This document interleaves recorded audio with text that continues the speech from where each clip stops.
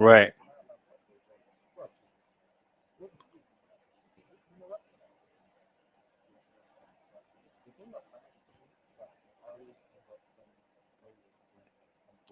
You were going where I was going.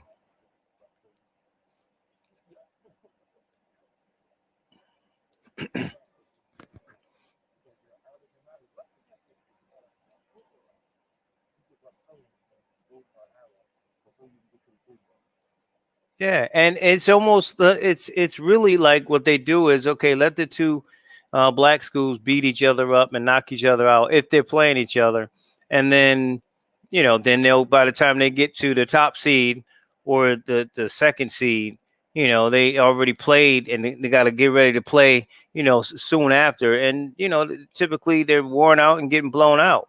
Um, and that to me it goes back to Trevin when I had a lot of conversations with coaches. Your coach did Jones just recently and saying, there's no respect.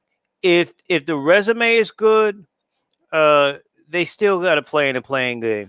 If they go undefeated in the entire conference regular season and maybe lose in the semifinals, they don't make the tournament. I mean, and you could get BYU or some Boise State will get in, and it might be the third seed in their conference. But let Norfolk State go win out in the conference, regular season, maybe say lose in the semifinals or whatever, and then they want to put them in, no disrespect, the NIT or something like that.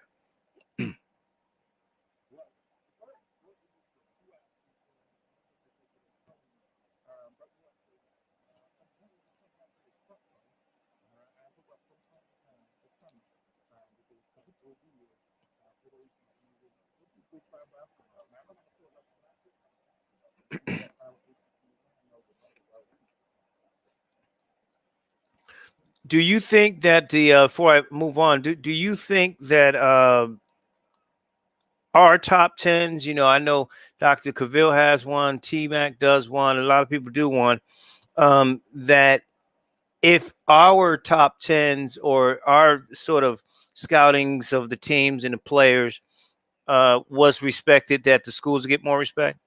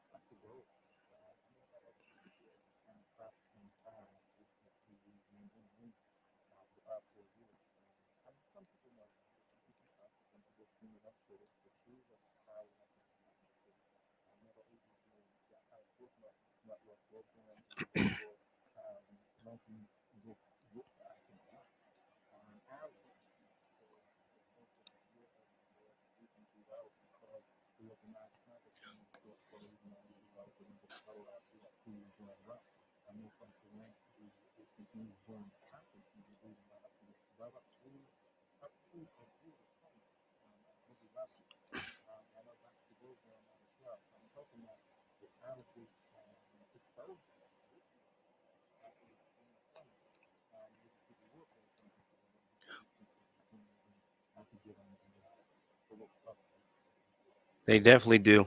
You're just joining us. We're talking with Trevin A Jones, of course, here on the Batchelor News Radio Show on the Batchelor News Radio Network, WCOM, excuse me, in Chapel Hill and Carborough. Um, Trevin, going back to the scoreboard, if you will, and the MEAC, oh, another nice win.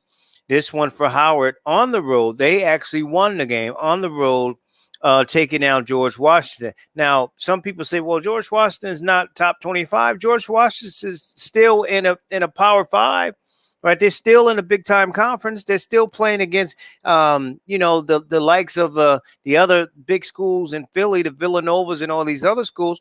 So that's a big win for Howard teams. Only played 3 games, if I'm not mistaken, uh, thus far this year because of cancellations and everything else. But nice win on the road for Howard at beating George Washington on the road.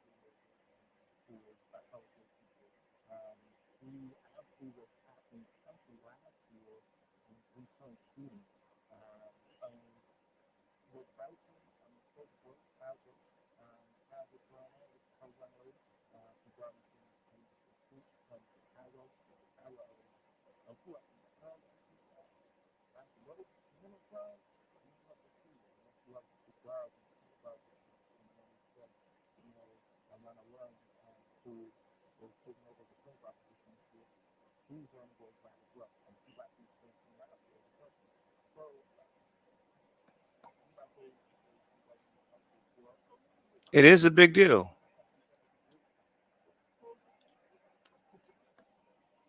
And we've had Coach Grace on a couple of times, and she's fun. I know she's got to be fun to play for. She's young, she's no nonsense, but she has fun with her girls, and the women on that team respect her, and you can tell that they buy into her program. And I know when all of this, the tragedies, I mean, we live it every day, but the George Floyd tragedy happened, they took it real hard, and they bonded together, and then COVID hit, and it was just a lot of emotions going on, and she kept them together, and I think they're gonna have a solid year. Going back to the men, you guys, tough loss on the road against UNC Greensboro. Tight in that first half, but they came out like a ball of lightning in the second half, and your Spartans couldn't come back.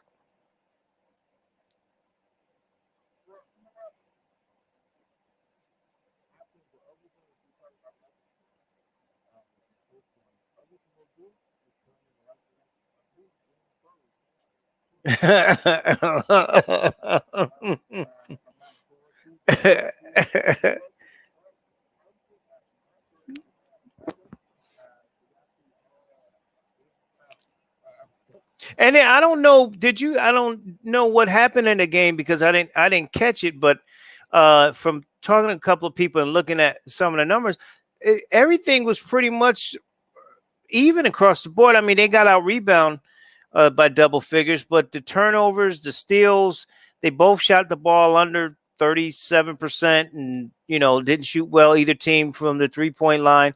And of course, Norfolk State didn't shoot the ball well from the free throw, but it had to be yeah, this. I think they went on UNCG went on a quick spurt in the second half and kind of never looked back.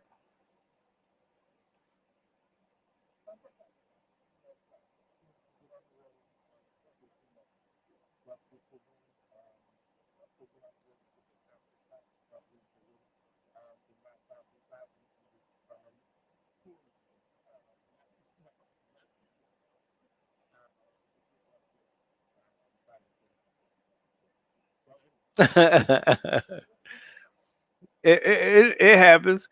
It definitely happens. I was looking at the SWAC, and they've had a lot more cancellations, it seems, um, thus far than say the MEAC has. But when you look at this conference, I mean, when you look at say players of the year, players of the week early in there. You already seen guys from Texas Southern, and you mentioned Prairie View. Um, is there a strong team or strong three teams that you could see that not only vie for the regular season conference um, championship, but win and do well in the big dance?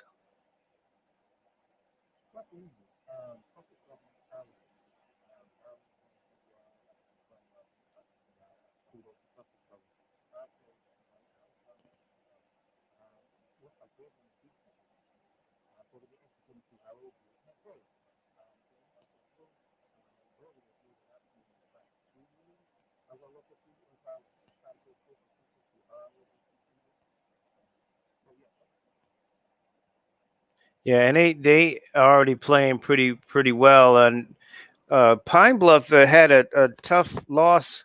Um, I forgot who it was, but they only lost by like 10 points as well thus far.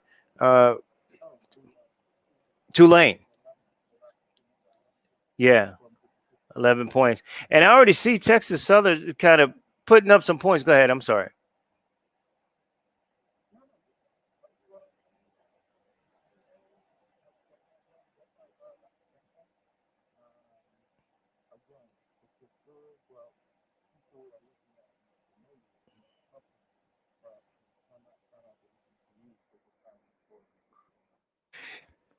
We had a conversation about Southern's former head baseball coach going to work for Major League Baseball, and I don't think we got a chance to get into a little deeper in terms of what it meant and if it was something. Tony and I talked about this after you went off the air the same night, and one of the things we discussed was, and I think you and I talked about is this strategic for Major League Baseball? Is this strategic for coach? Although he's worked for them before, but the bigger picture is: are they trying to look at this as sort of a unofficial HBCU type of recruiting, a la what the NFL is trying to do with the HBCU combines?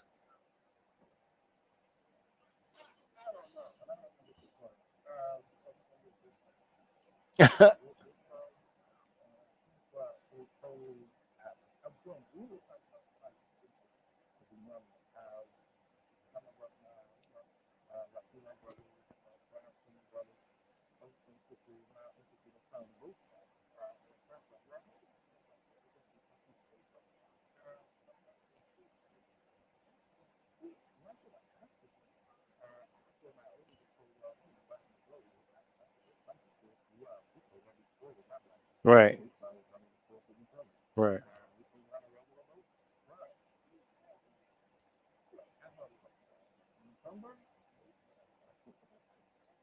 Right.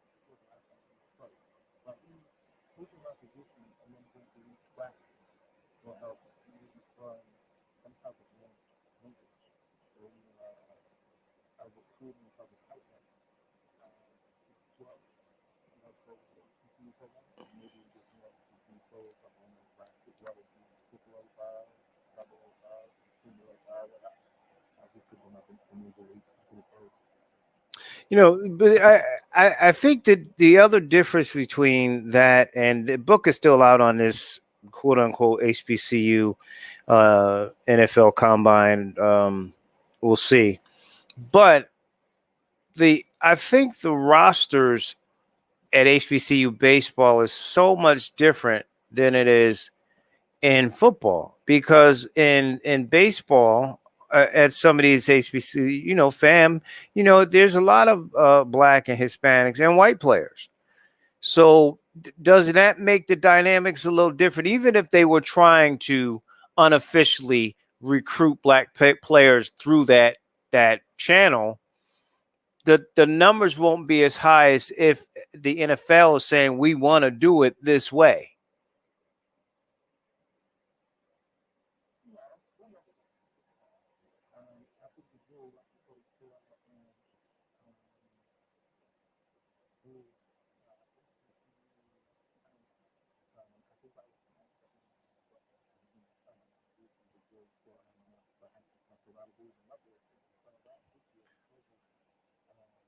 COVID. Right.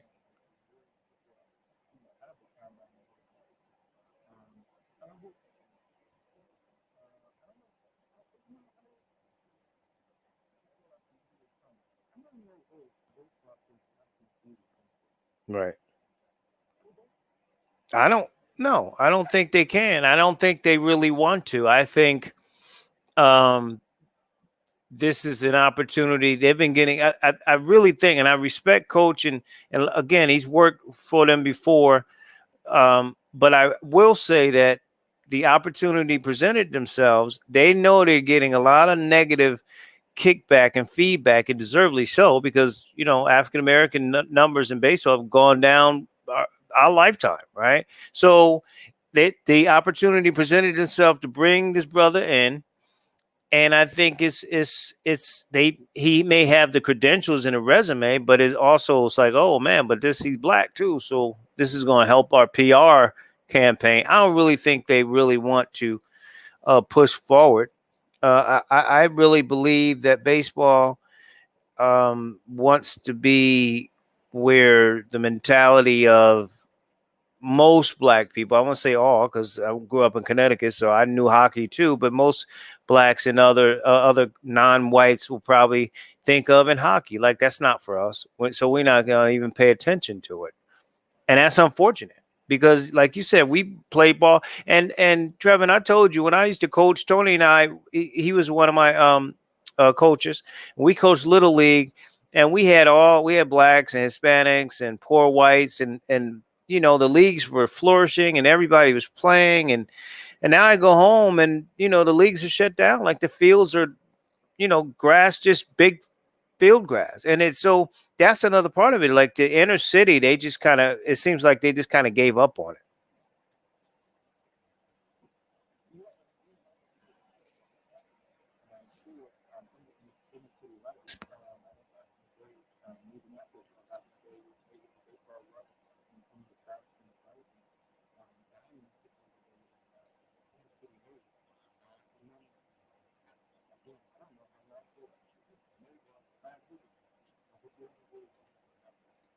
Right, right. Well, the struggle continues definitely, but we shall see how that goes. Let's talk next week, Trevor. Of course, I'll talk to you sooner than later. But we'll definitely have you on again next week if you're available. And I appreciate your time, my brother.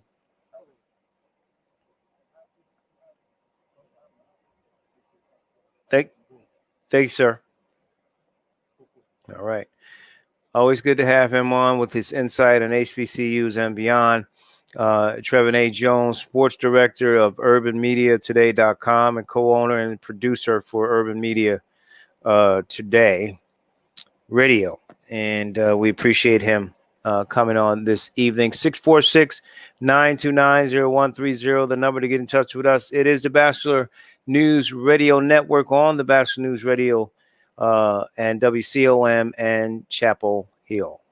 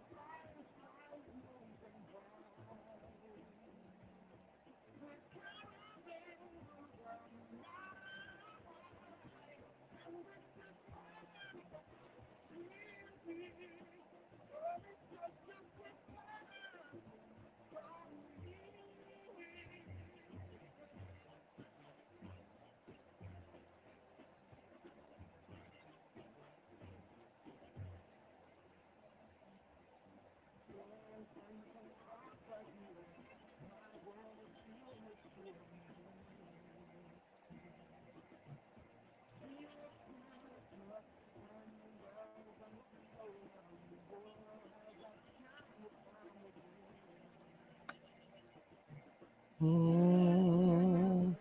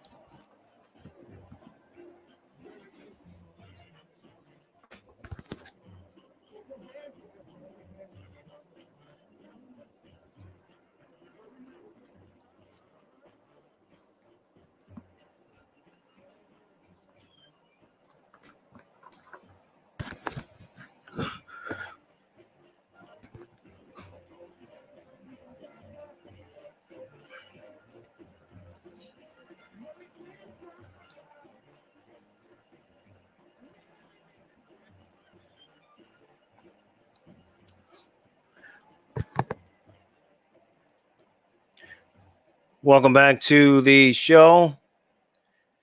Donnie Hathaway taking you back some Christmas, this Christmas, a very, as he said, very, very special Christmas.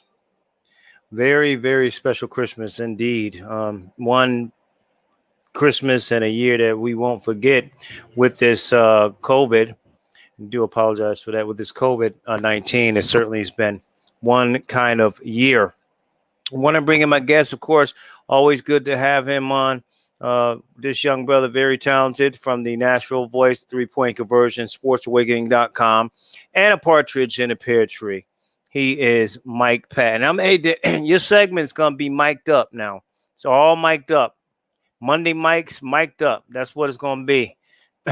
I could have said something else, but you know what I'm talking about. So anyway, mic'd up with Mike Patton. Mike, appreciate you. So Philly wins. Controversy. Should the controversy start now? I haven't even seen if the coach's name, if Peterson's name, Jalen Hurts as a starter for next year. I mean next week. But they're down, and he comes back. Say what you want about whatever numbers. They finally got a win, and they finally looked excited and had some energy. They had it when he came in the last game. So is there controversy, or what do you think?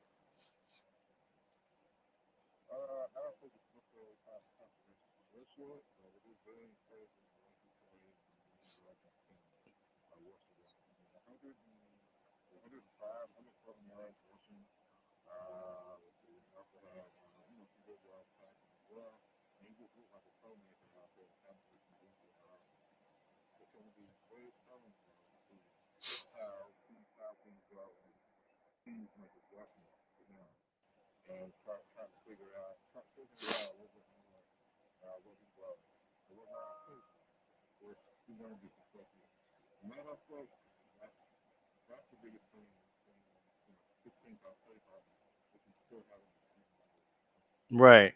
And it may be a little tougher if because of his style. Like with Tua, his issue has always been, can he stay healthy? Could he be on the field? But he's pretty accurate, and he can scramble. He can move outside the pocket. He can make throws. And that, I think I would ask you, is that tougher to prepare for with a guy you don't have a lot of film on, as opposed to Jared Goff, who's standing in the pocket, and you could see you don't have to really scheme outside and spy on him as much.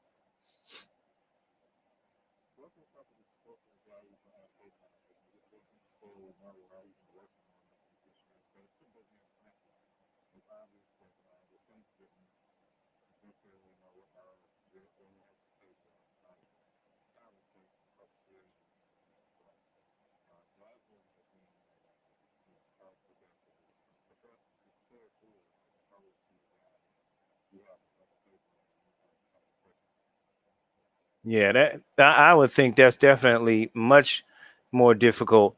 So what happens? Just hypothetically, the final thought on Eagles, who lost another guy with torn ACL. What happens with this team? I know what most people saying that's dead money if he's not the starter next year. Is it in a better position for them as a franchise to say, okay, we just gonna ride Jalen to where we got win, lose, or draw, and they already got one of those, and just sit Carson for this year, and then next year, all right, is his to win or lose. They'll have a quarterback battle in camp, or start looking and Carson's like, wow, if Jalen can be the guy, especially if he puts up some good numbers in the air, that you decide that you want to start looking to move on from Carson.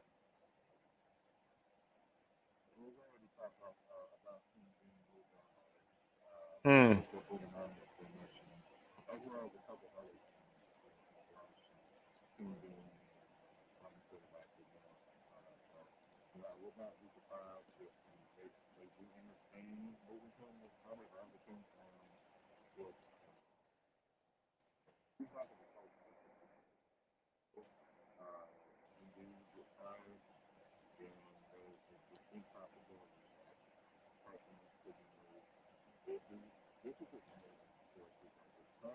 Right.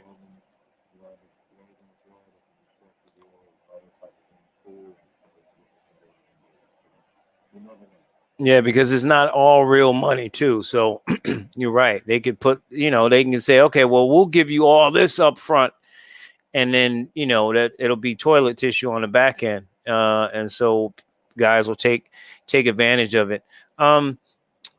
Talking with Mike Patton here on the Batchelor News radio show. At the time of this broadcast, Baltimore and Cleveland will be playing on Monday Night Football. And Baltimore, okay, they got the back-to-back wins. Certainly, it was against Dallas. That wasn't a big deal, although they did a lot better than the Steelers did against Dallas. But Cleveland, you can say the same thing about as well. I mean, outside of Tennessee, who you have already chronicled on this show, that they're going to struggle. They are who they are. Defensively, they're going to struggle. But both teams are 1-2 against and running the football. So who are you more impressed with right now? Who would you say would be a more dangerous team in the playoffs? Assuming even if Baltimore beats Cleveland, who do you think is going to be the tougher out in the playoffs at this point? Yeah, Baltimore, Baltimore, Baltimore, and Cleveland.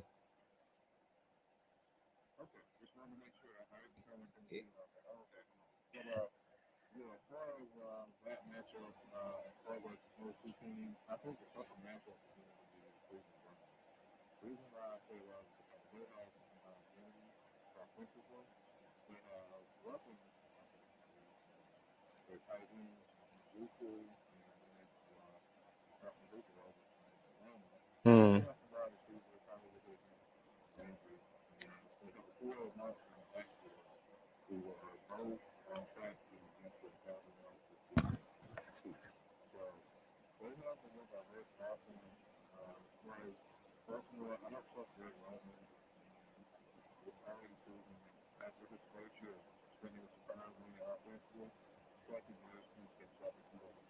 Yeah, he did that. He did that with your Yeah, he did that with your 49ers too. Like it wasn't a surprise after a while people started to pick up on it. The only thing though, two things. Baltimore's defense is still pretty good. They mix it up really good. They bring pressure. You don't know what's coming. They do a really good job there. Their special teams is outstanding. And Baker scares me in the spot. He scares me. Right now, he's smart enough. He's sober enough, and I'm just kidding. He's sober enough to know. Look, I got two stud running backs, a great offensive line. I got great, like you said, weapons on the outside, and all of that, and the defense playing well. You got a premier defensive pass rusher up there. I just need to not mess up. But if the chips are down when controversy and adversity hits this team offensively, especially, or the defense is not, they're struggling, or whatever the case may be, and they like Baker, go win it. I'm not feeling that right now. I just don't know if he can get that done.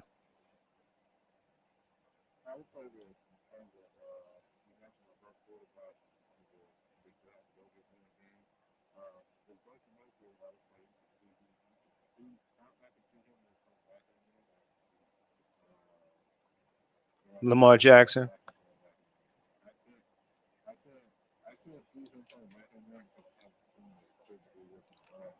Right.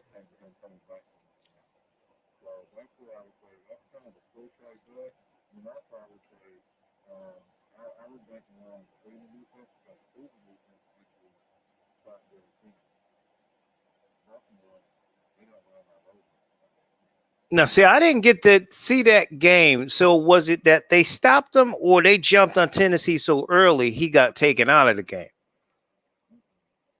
Okay. Okay. Yeah.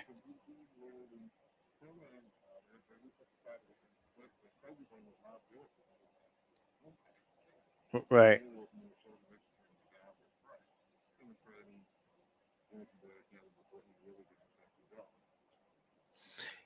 Before we switch gears to a couple other teams around the league, I want to stay in the North with the Steelers. Look, um, people, when you're a Steeler fan and you're a big fan of your team, people know it. They want to take their shots. And I haven't said much of anything big time or bragging or anything about this team because they haven't shown me that they can put they neck on somebody's throat like the Ravens last year, like Saints up until yesterday, and teams of that nature. The Chiefs, the Chiefs haven't looked to me great all year, but they win and they don't look sloppy with it. The teams are playing. They're coming out with good game plans against them. But Patrick Mahomes is Patrick Mahomes. At the end of the day, they win the game. They know how to win, and they close the deal. This team doesn't play in as a team. They play good in certain spots and they don't play good situational. And what's scary right now, and I think you might have mentioned something this earlier in the year. I'm not sure that Roethlisberger looks like he's declining. The offense is declining because he wasn't really that accurate all year on the deep ball anyway. It's been dinking and dunking. They making plays now. Ebram dropping them and all the other wide receivers dropping balls. He's throwing bad picks. Pick six in that game. The pick late in the game. Easy routes where the guy's jumping around, reading his eyes. Stuff that it seems like the rush that he should have had early in the year is sort of coming out now. So add on a offensive line who protects pretty good, but that's more Ben getting rid of the ball, but can't run block, and they have no running game. I mean, they're lucky they're in the playoffs, but I could realistically see them losing to the Colts and Cleveland beating them and Cleveland winning that division at this point.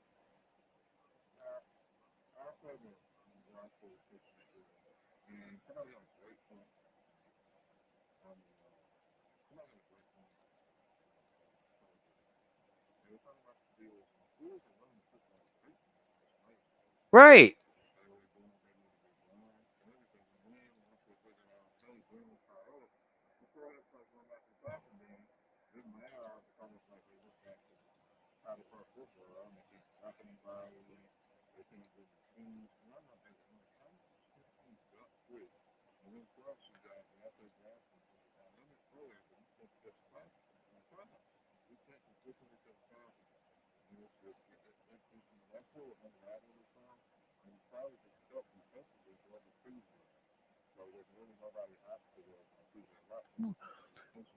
Right. And but they were doing Yeah, but they were doing well defensively last night. Buffalo made adjustments, and Keith Butler, who has been good the last few years, but I didn't want him in the beginning, but I give him credit. He's been good in the last few years. He didn't make an adjustment. I mean, TJ was still coming off the edge.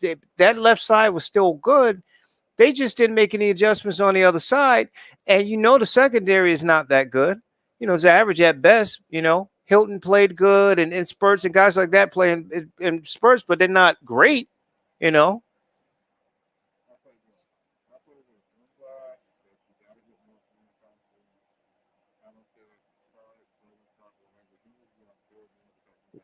Washington.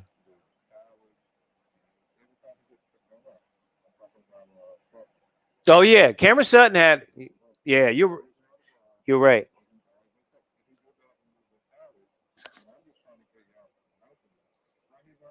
I don't know. I never.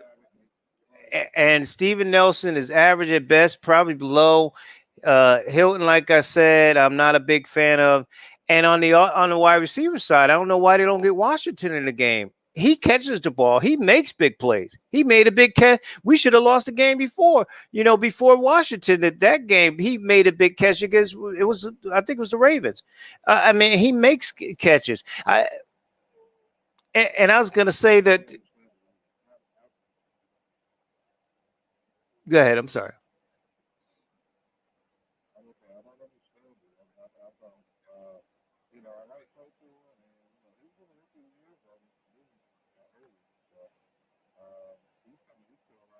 Yeah. Yep.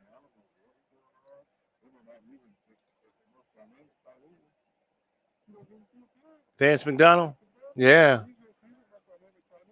I think because they picked they yeah they bring in Ebron, and and Ebron he had the drop season in Indianapolis from time to time.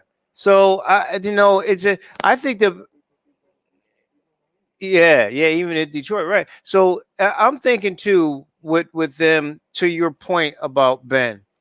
Ben runs this offense, and if it's not him running it, we have a Bruce Arians type mentality all over again. We want to do the trick, quick slants, and all these different pass plays, and not run the ball. And that's not what we're built on. Even when the Steelers won the Super Bowls, the two Super Bowls with Ben, they always had a power game with his play action, get the ball down the field. He might scramble a little bit, make a play down there. He's got the blocking tight ends and wide receivers. And it was that style. Now they want to have him throwing 50 times a game. You can't do that. That's like the NBA playing no defense. It's just not going to work. And so they're definitely in trouble. Um, are the Patriots done? The loss they had, and it was I mean, they lost to a Rams team who I'm still not sold on. But are they officially done now in the playoff run?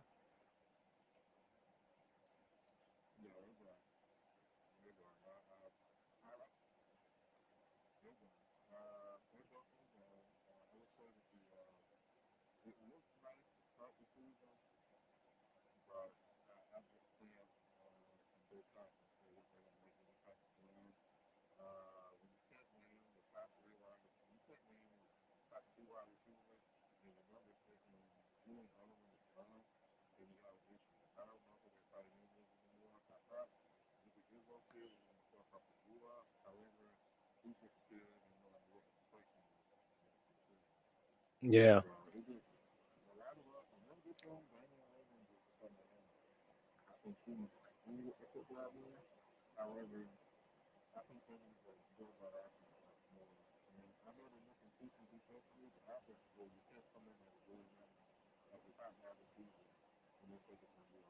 Right. It's just like Robert Reynolds being your offensive threat at some point, when he was kicking for the Titans. A couple of we'll talk about Mike Patton here on the Boston News Radio Show. A couple other teams, real quick, Mike, to get your thoughts on Buffalo, how real they are. Because I thought Pittsburgh with the dropsies and the play calling let them off. their defense off the hook a couple of times, and they put pressure on this kid. How serious you think they are in terms of making a Super Bowl run? And I never believed in the Raiders. First of all, I don't like their coach anyway. He's full of whatever, and I never believed in the Raiders. And not to say they're out of the playoffs, but what do you think with Las Vegas?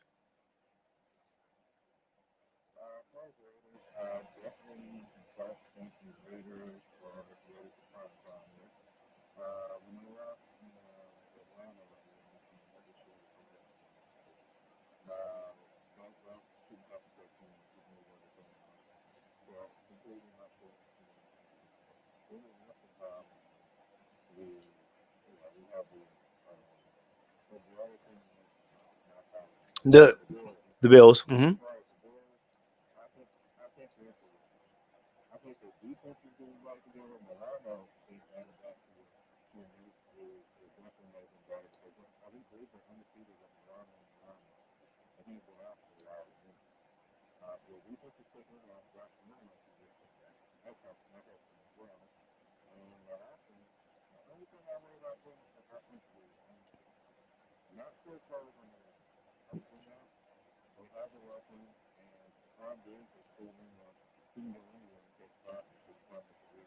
Oh my God! I mean, just absolutely shredded that secondary last night. Just killed them.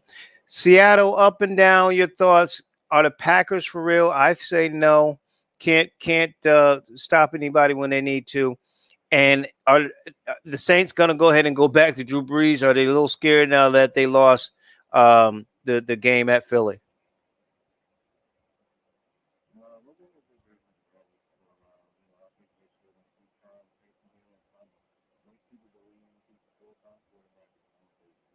Nope.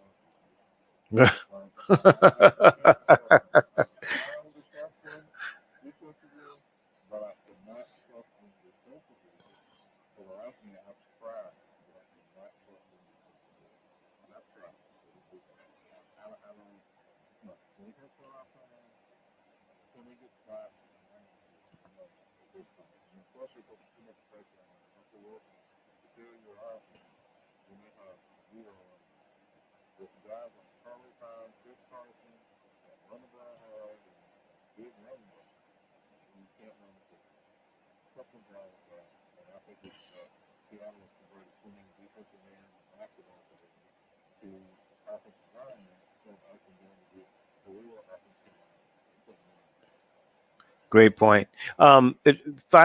Absolute final question, Tony T Max on the line. Good evening. I know he had a question or comment for you, Mike.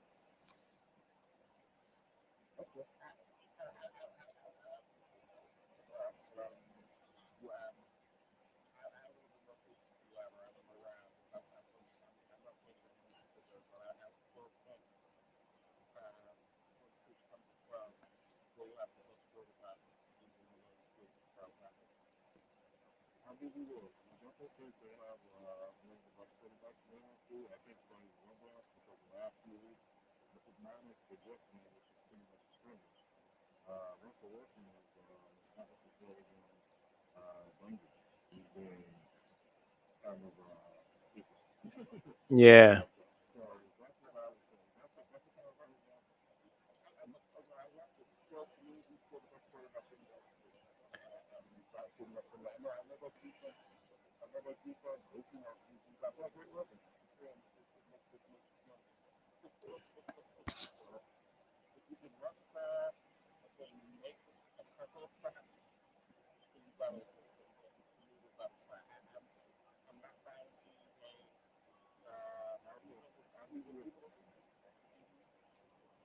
Yeah.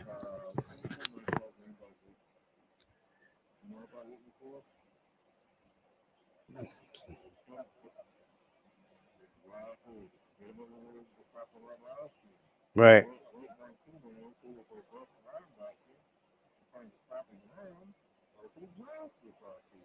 Yeah, and it's paying dividends for the Giants too.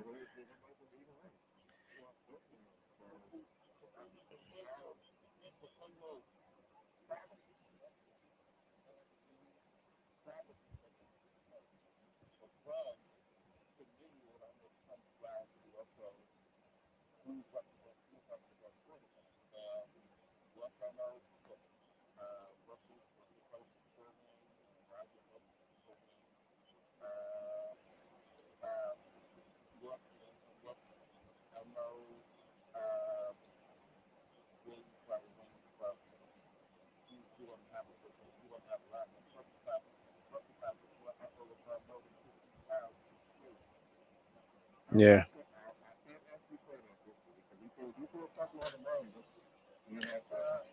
Yeah. Right.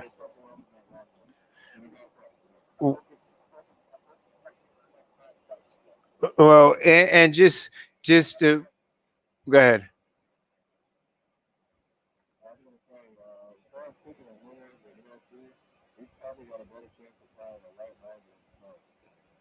Well, it's funny though. My son's two favorite teams are the Saints and the Warriors, and he was wondering if they're gonna stay with this kid and bring in Drew Brees. I would think if they want to win have the top seed, although everybody's playing in empty stadiums, if you still want to have that home field, you want to put Brees back in there if he's gonna give you the best chance to seal the deal. But the question for you, he wanted to know with Clay out, how do you think Golden State's going to do? How high can they go in terms of the rankings and when the playoffs start, the seeding?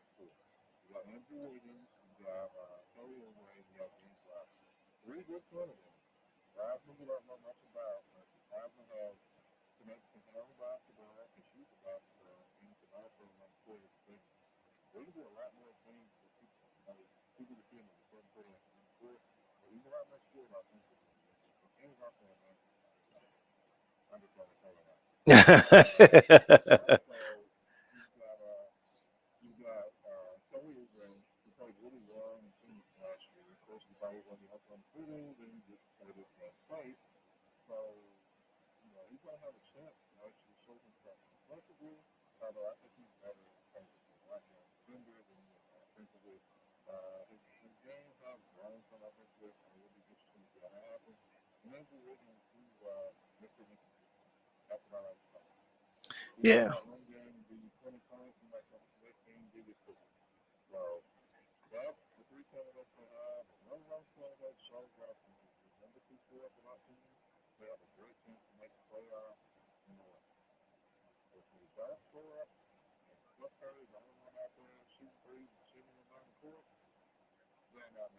It's going to be a long, short season.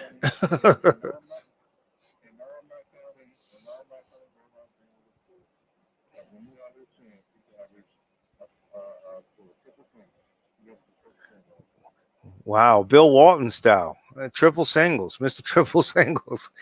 Oh man, ain't heard that in a while.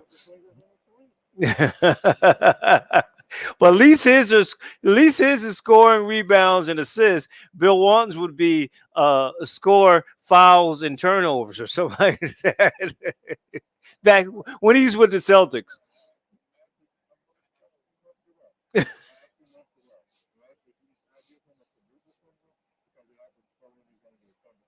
Oh well, yeah, yeah.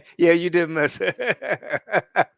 Yeah, I forgot about that. Yeah, he's definitely good for one of those every game or two if he gets kicked out. Mike, my friend, I appreciate you, man. Be well this evening. I'll talk with you next week. Thanks, Mike. Mike Patton, of course, here on the Batchelor News Radio show on the Batchelor News Radio Network and WCOM in Chapel Hill.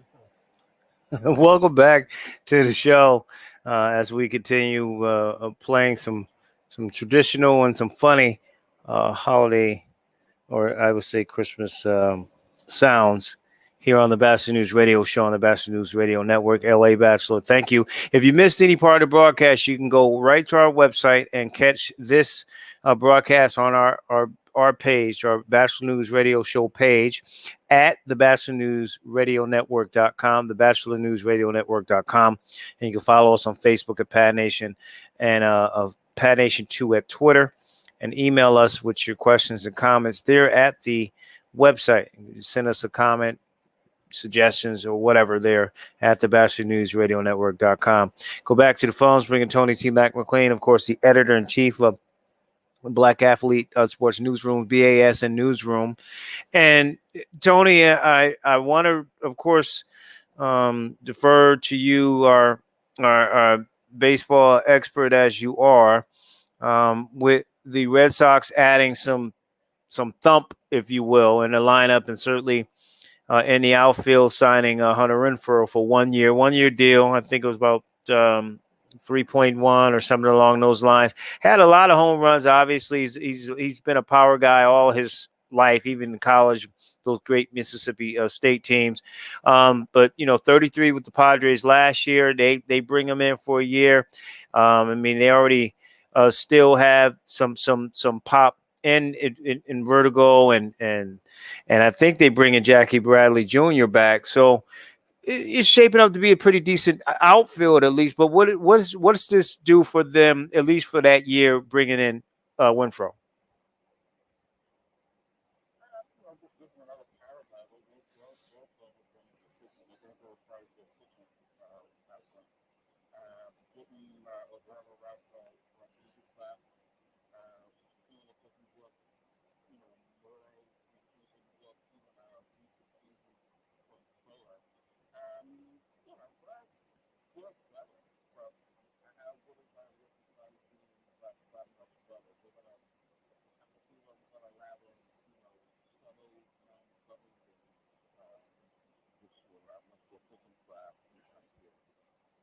Still hearing, and I one of the things I think we talked about this on the air and off the air and text and stuff like that.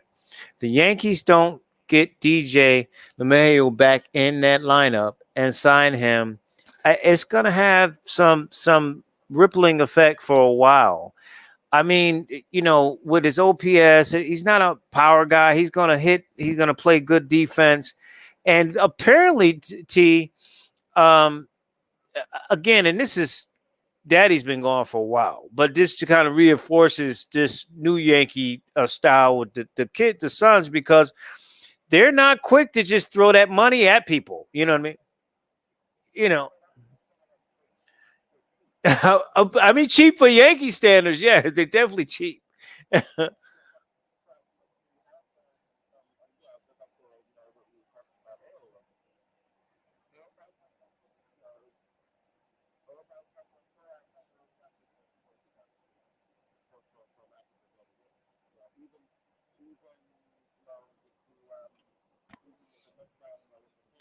Yeah, I was gonna get to that too.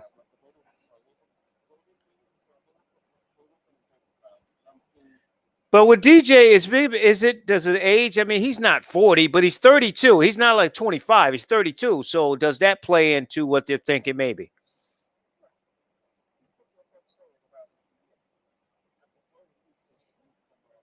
Right.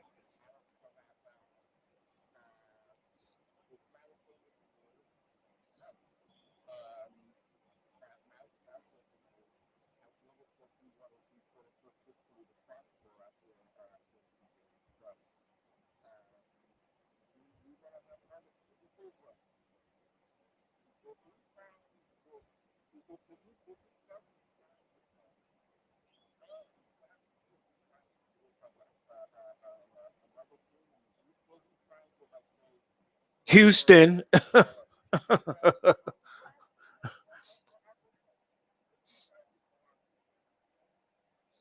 He's gonna haunt them for a long time.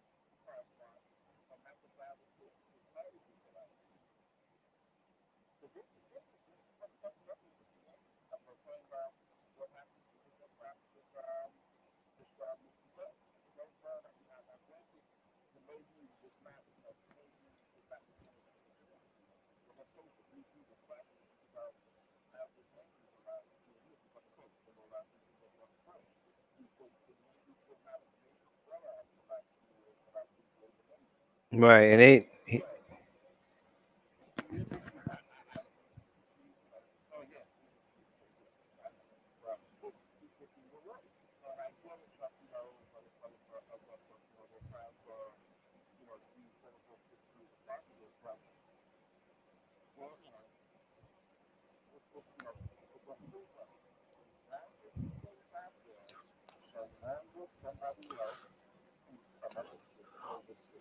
Well, you're right too, because a lot of reports are different places, even up in Toronto, that the Blue Jays are the strongest.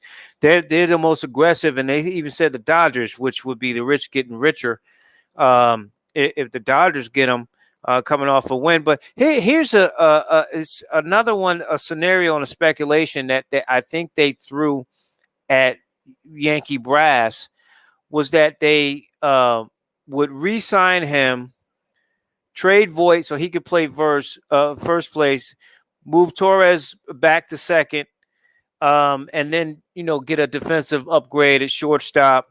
What do you think about that? I mean, Voigt's a decent player, but he's sort of a younger power Jason Giambi type of guy. I mean, it might be a bad example, but he's I just I could see a scenario like that.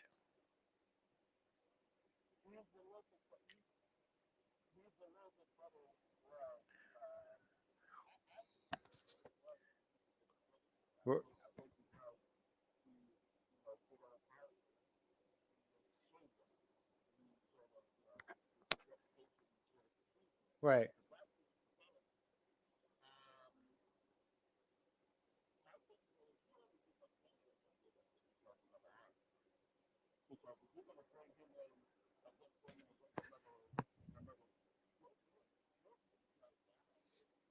Pitching. Yes, sir.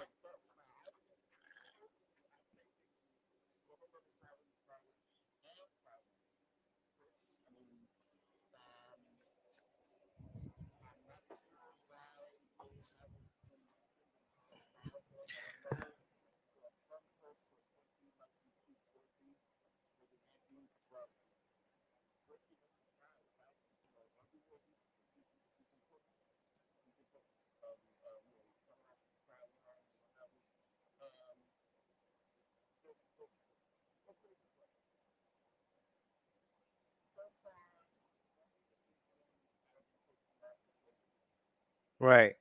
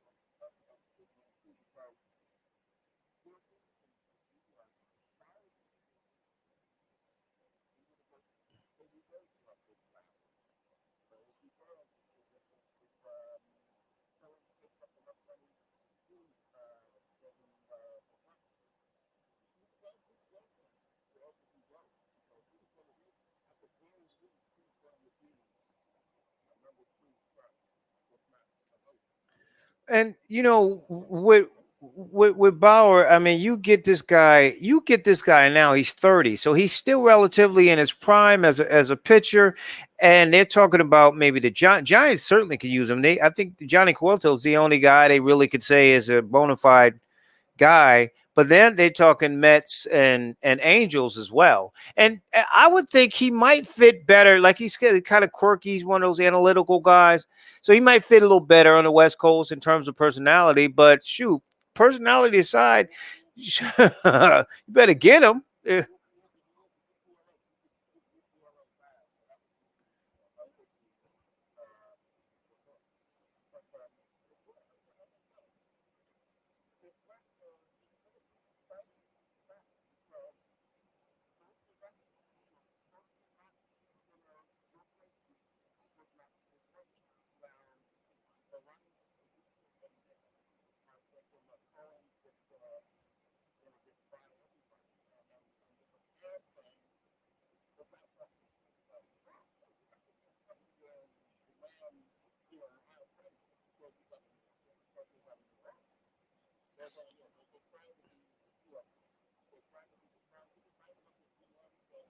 I was gonna say, what do you think of this guy? I don't know Jared Porter. I don't know much about him. Um, oh, okay, okay. Well, yeah, that's a good thing.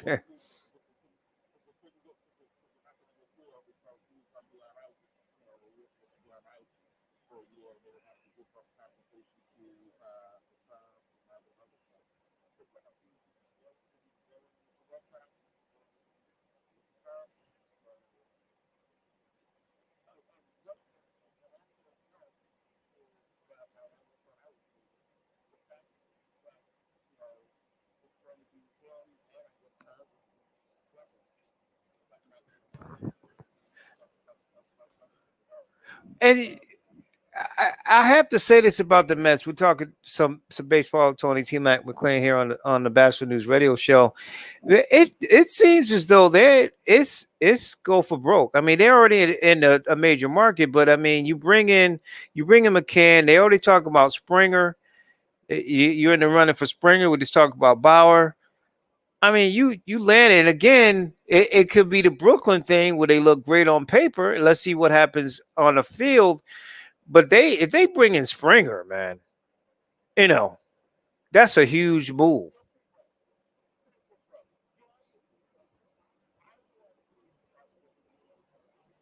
Mm,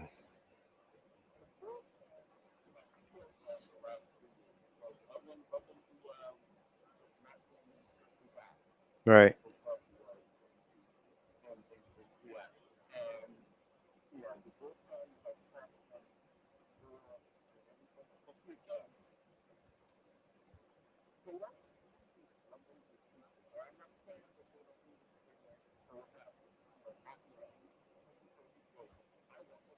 right.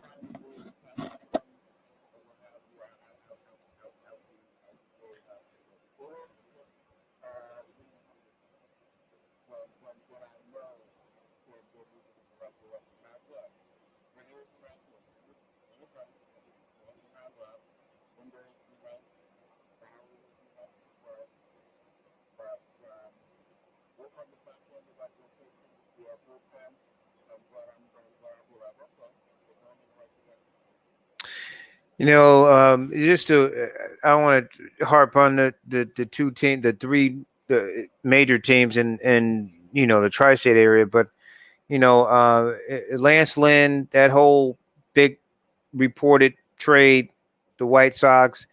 I, I look at what the Yankees' future is, or what Tanaka's future is with the Yankees. You talked about that rotation and Cole and Severino. I mean, he might be going where Sonny Gray went. I mean, he might have a reunion there. And you've heard me say a lot uh, over the years about Tanaka. Is a solid pitcher, but he just gives up too many home runs. Are always inopportune, but he just seems to be on the top of that list a lot for Yankees and stuff. So what is that? Where does it leave him at this point? Is he back? with them, or do you think he's going to be moving on? And why aren't they? I guess again they are cheap because they're not even in the running at all for Bauer at all. It doesn't seem like it.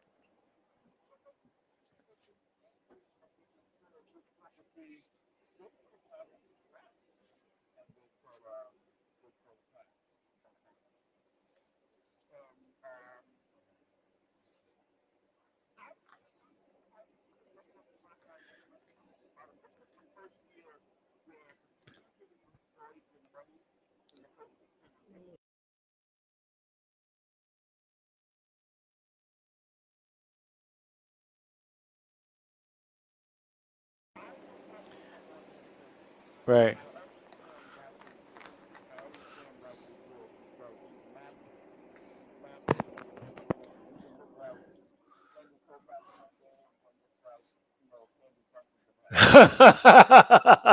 That's the line of the night right there. Sandy Duncan.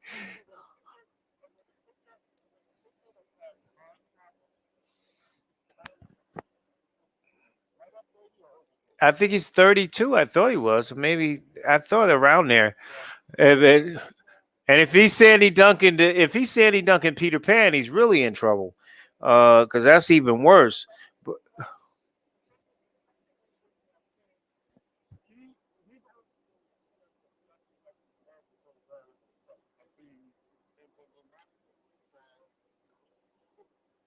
right.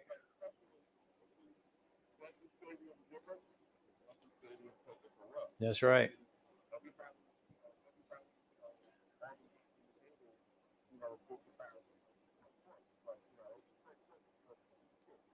And the thing is, too, T, if you can tell, I think this is it's upon the managers to understand it's because if he's not keeping the ball down, it's going to be a long game for him.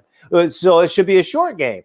If he's getting lit up across the, not even home runs, but just getting lit because he's getting that ball up, like you said, he's going over the plate. Then that's 3 or 4 innings, and that's it for the night. But if he's keeping it down, then it's different.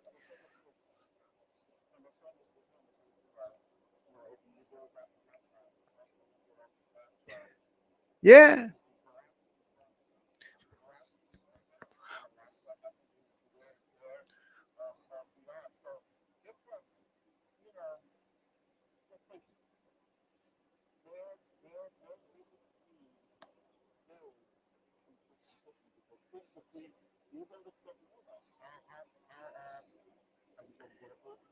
that's another guy, right?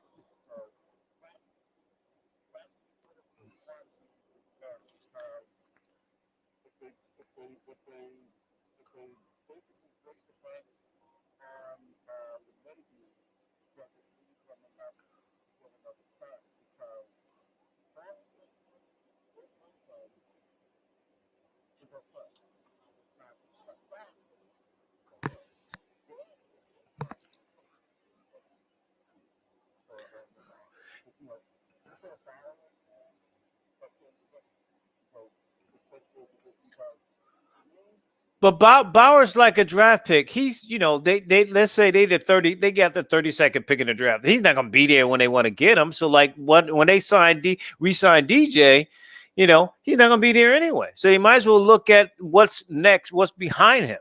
He won't be there.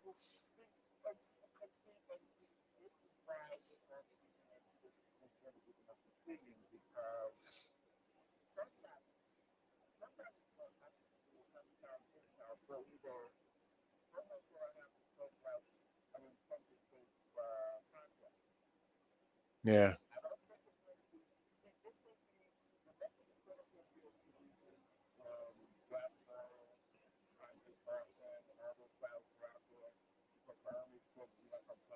Right.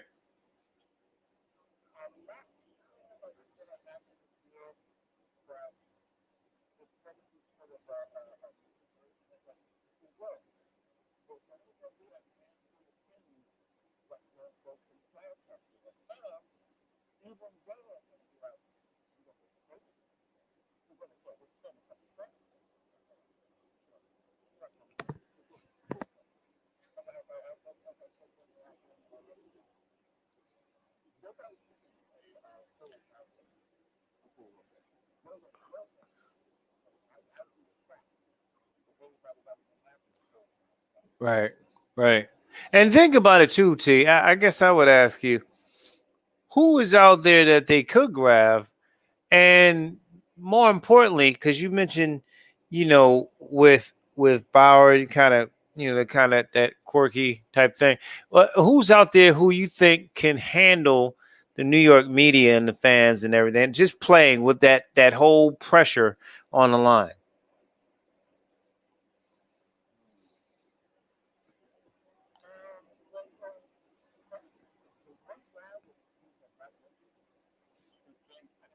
And I think he's been mentioned in, I think with the White Sox. What? No, who was it? That I thought I read. I don't have the notes in front of me.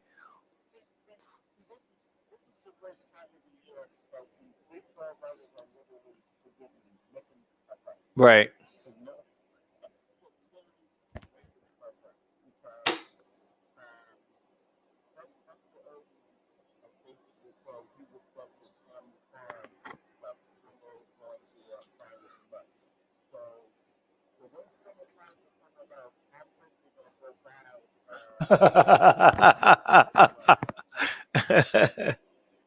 You own it for a penny.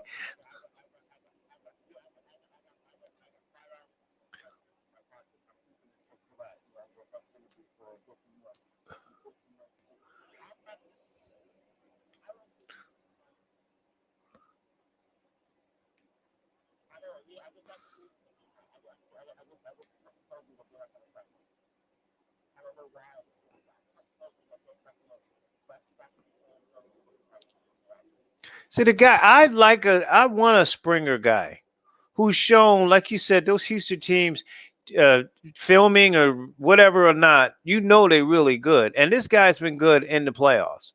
Been good in the playoffs. The number speaks for itself. So I mean, I want a guy like that who may, and he's been good in the regular season too. But I mean, a guy who you can bank on, that's gonna, at least for his part, he's gonna do his part. He's gonna drive in runs and make plays.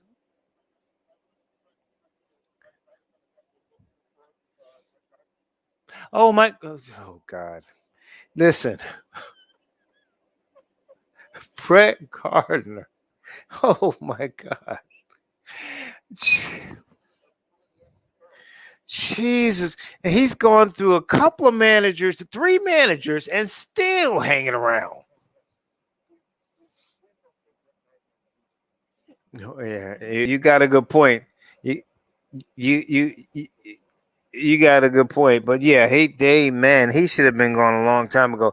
I did not see, and I do apologize. Want to bring in Orlando Hughes, hanging on the line, KRSB Radio in Philly.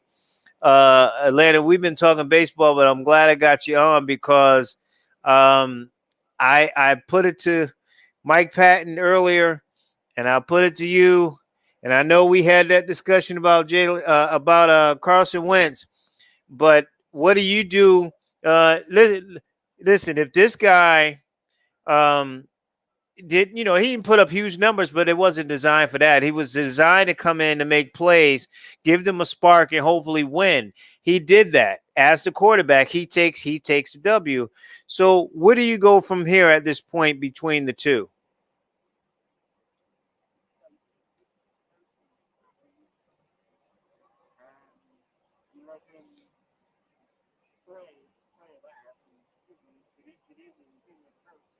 Yeah.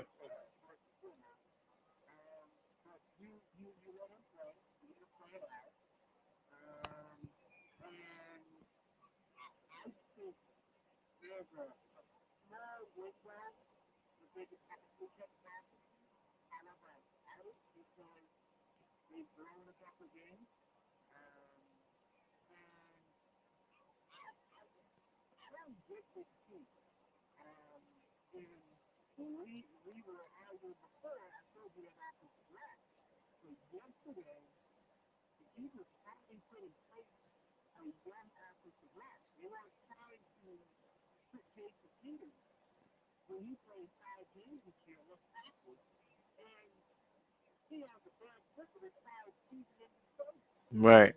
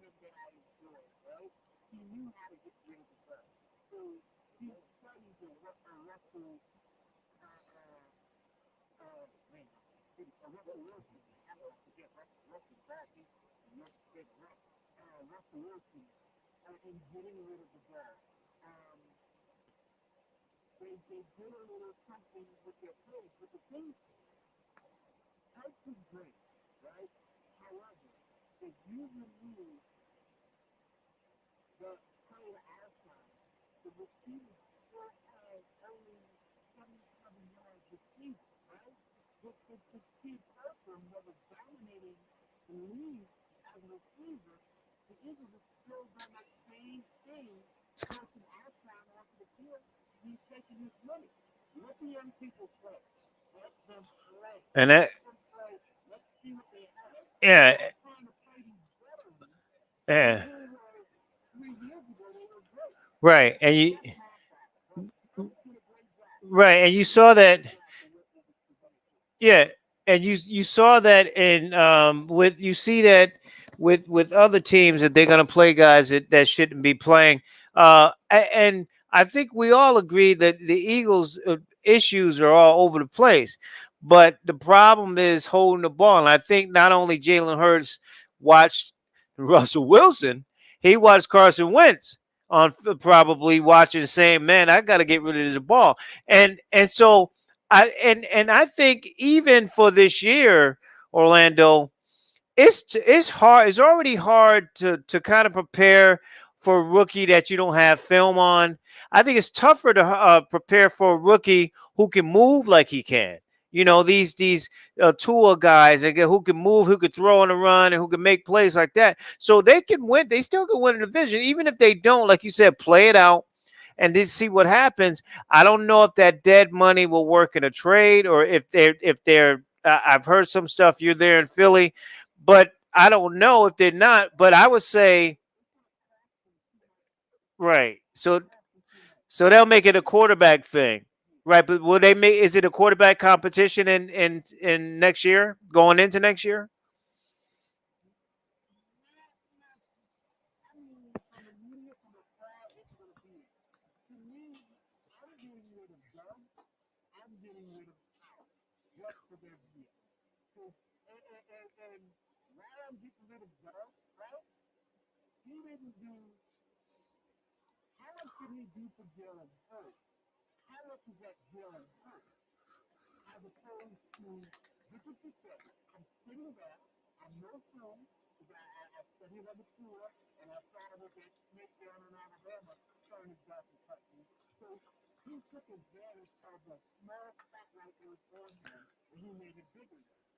Right.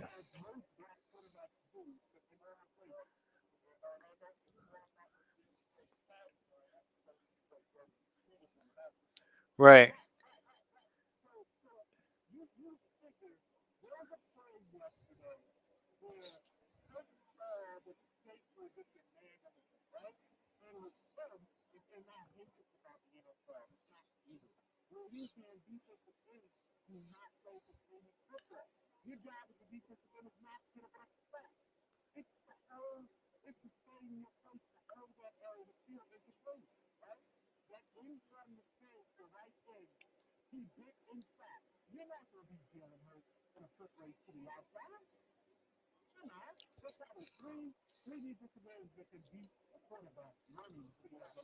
Right. Unless,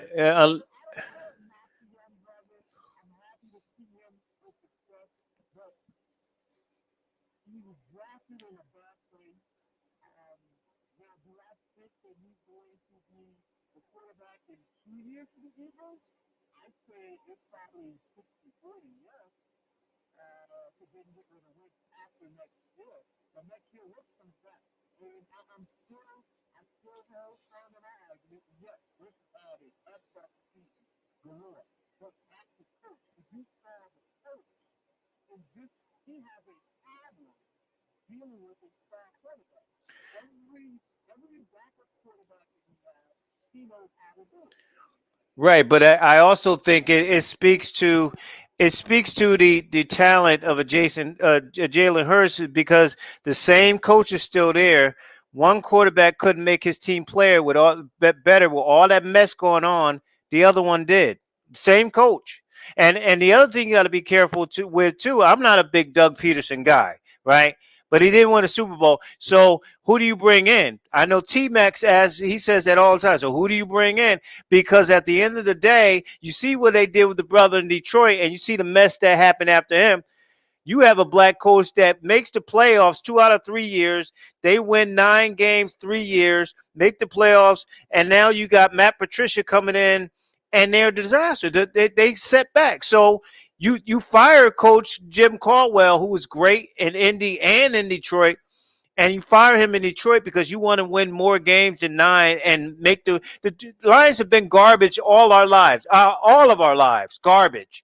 And then they bring in Matt Patricia. You see what you got. So now you fire Peterson. Who do you bring in? Because he did get you to the Super Bowl.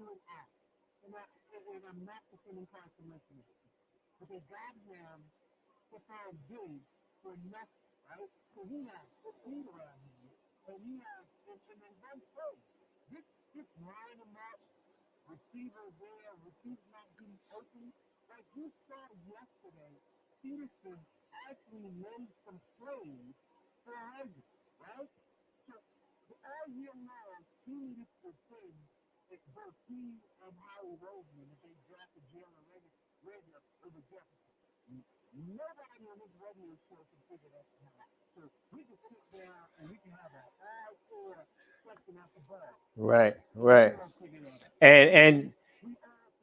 And you're right. Jefferson's having a rookie year, like a Randy Moss type year in terms of numbers, right? And incidentally, as you mentioned, the enemies and guys like that. How about giving Leslie Frazier another shot at being an NFL coach? I mean, that slowly that Buffalo defense is getting a little better. That's just a sidebar in terms of another brother. And it'd be nice, Tony, if Eric B. Enemy starts his own tree. Because the bottom line, really, Andy Reid. Here's what I love about Andy Reid. Say what you want in Philly and all that other stuff, and his, not winning the game, finally getting that. He has given.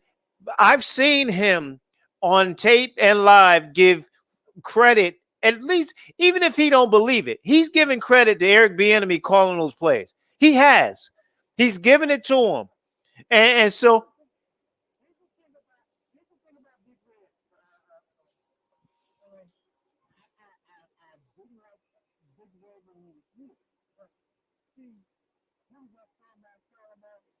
it's the second time around.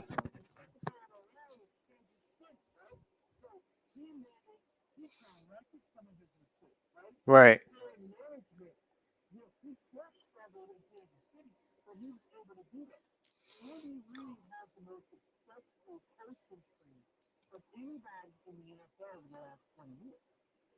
Yeah.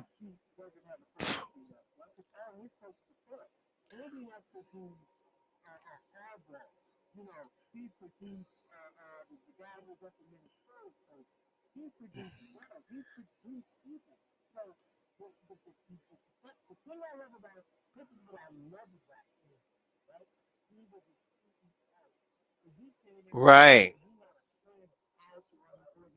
That's right. That's right. Right.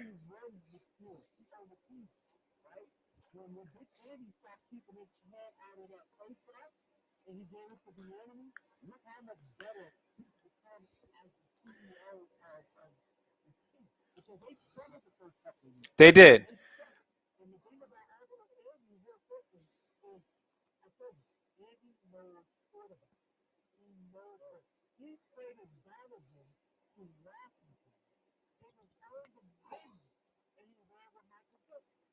Yeah. Yeah.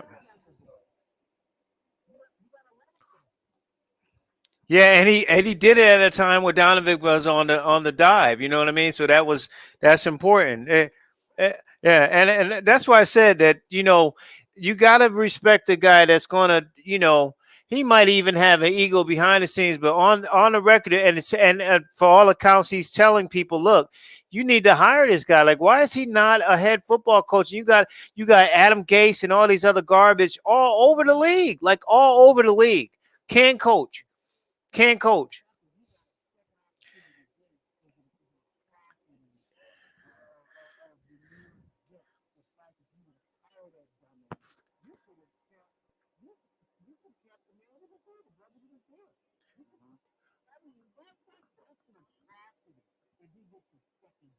But I'll tell you too, guys. The one thing about Jeffrey Lurie I like is that he seems to understand, like Orlando said, the heart of Philly. So if if in his football world, he's understanding and he's getting that the money is not an issue. He's gonna spend the money, but I think he understands that franchise. And if Peterson's lost that locker room, like Orlando's saying, then it's going to be time for him to go.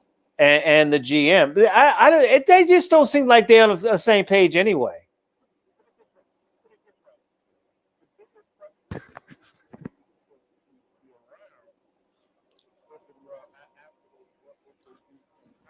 Right.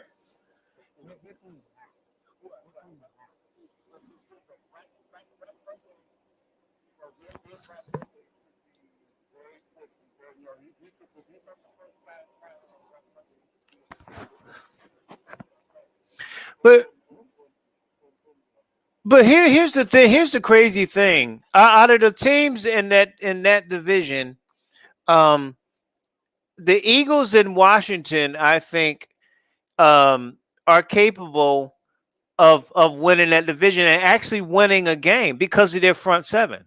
Like the Eagles defense can play. The Eagles defense can play. It's been the offense. Same thing with Washington. Now you got Alex Smith. He's kind of off. He's in his preseason.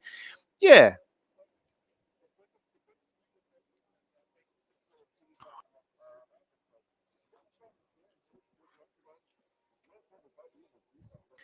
exactly. Right. But I'm telling you, they get pressure. Right, but anytime you see the nucleus on the defense is there. Anytime you can get pressure with your front four, that's it. Your back seven is good. You get pressure with your front four, you got one of the best DTs in the game, in Fletcher Cox, right? So you got the front four that can get pressure.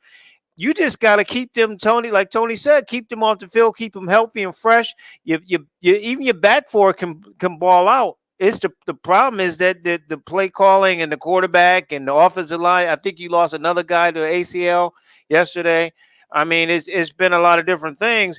But the crazy thing is that if they can get in, and even with Jalen Hurts, they can knock off one of these teams. Nobody's been dominated. You saw the Saints lose yesterday to coming in riding high, and with especially with their defense. Their defense has been killing all the quarterbacks and been playing well, and he played well and they won the game. So you never know.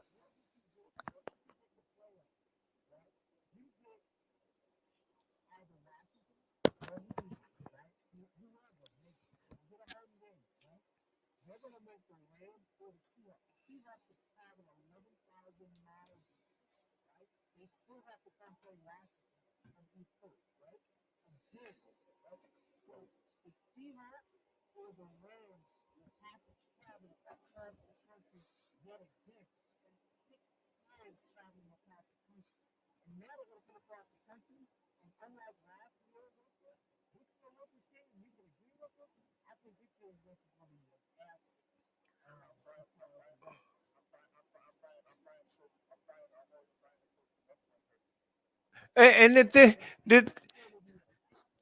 and I would say if and someone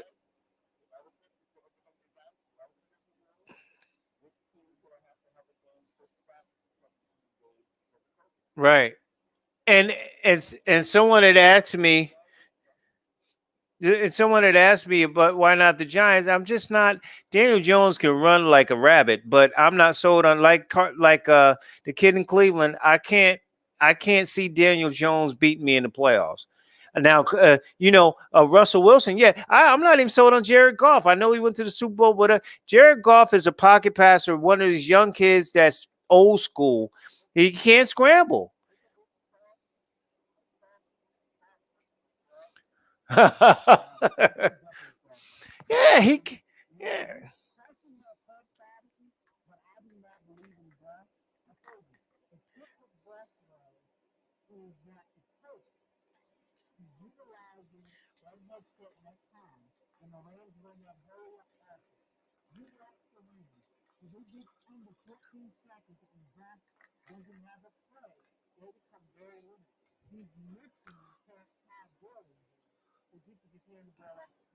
Right. They yeah, but they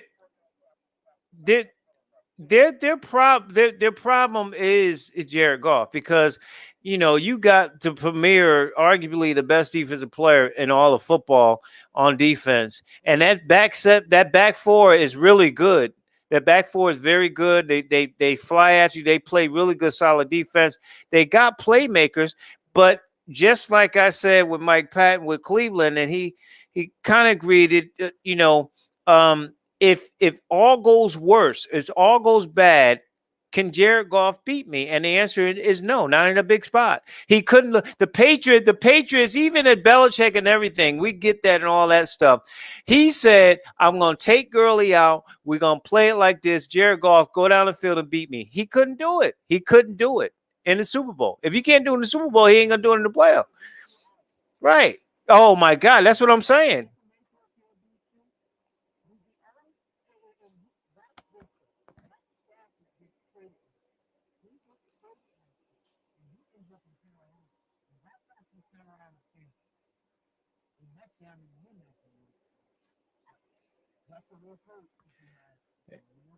Yeah, yeah. Well, I like Teddy Bridgewater though. I think it's been tough for him though.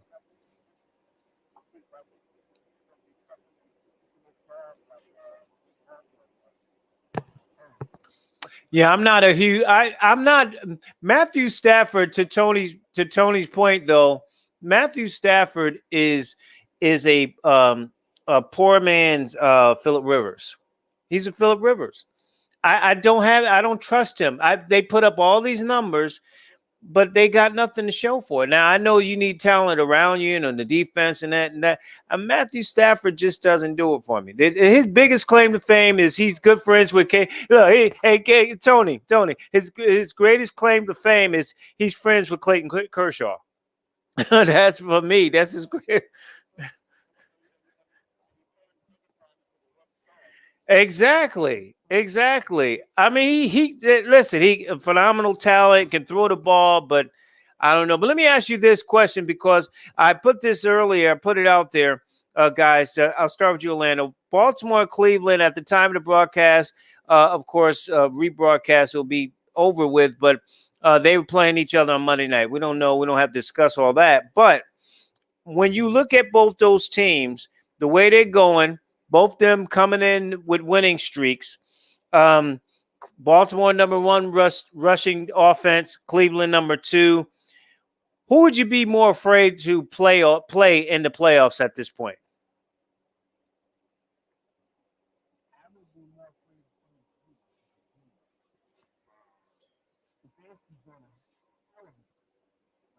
Yeah, he has.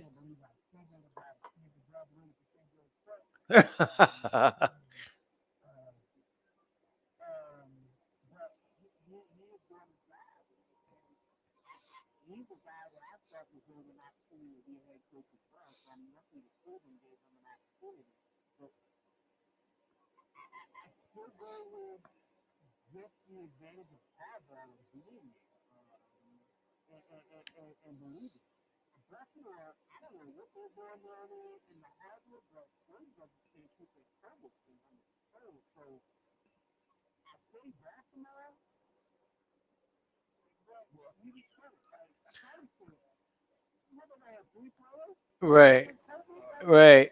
And I think, and I think too. Yeah, and Tony to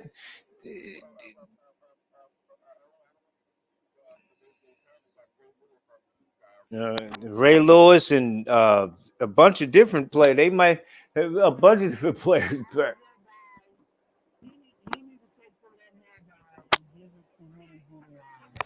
Hair dye, and hair piece. But that's a whole nother story. But shoot, they probably have to bring. Look, Ed Reed can come back at this point.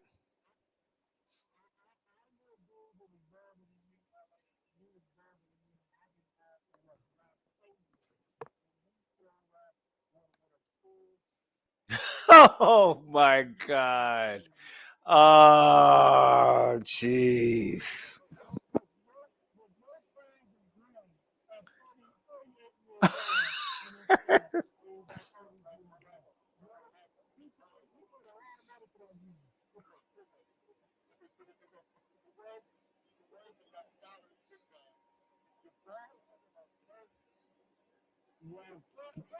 Can't have full hair.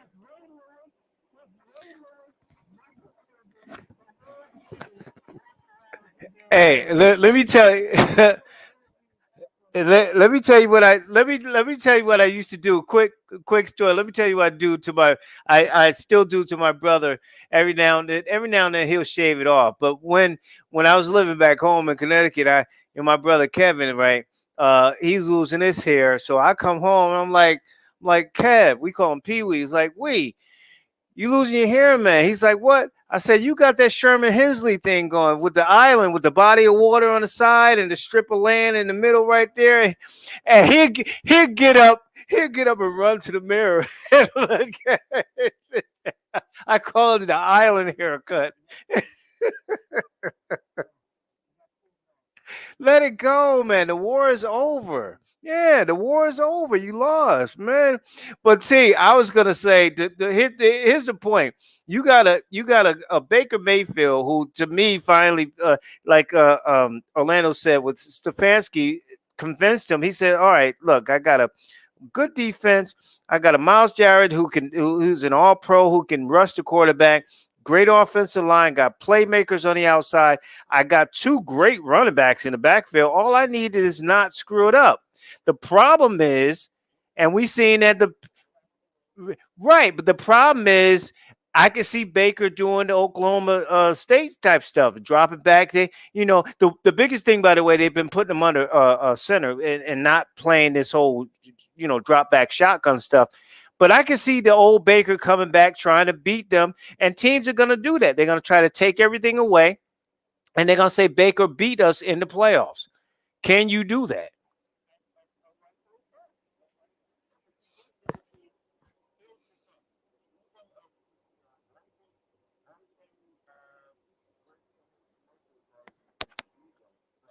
Yep.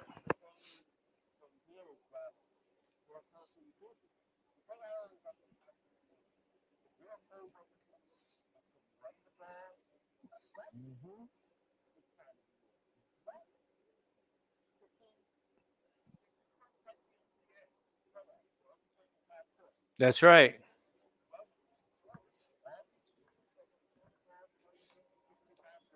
Pittsburgh. Pittsburgh.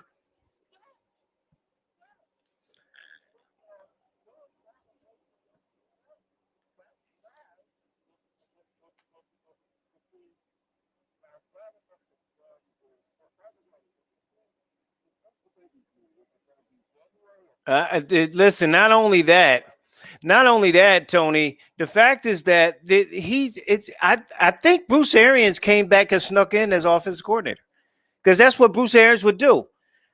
Let's throw the ball. Early in the year they were running the ball. Now they stopped running the ball and they want to do 50 times a game, throw the ball and everything. It makes no sense. But with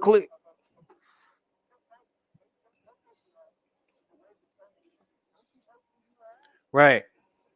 And the thing is too, the point, Orlando, Kansas City hadn't played to me great all year, but guess what? They 12-1. They know how to close the deal. Now it helps to have Patrick Mahomes, right? But they know how to finish the deal better than anybody.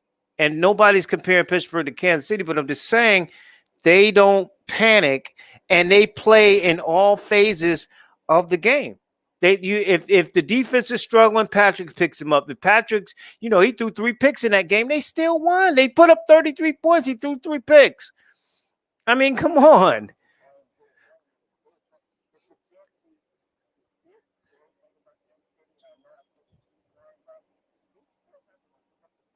Right.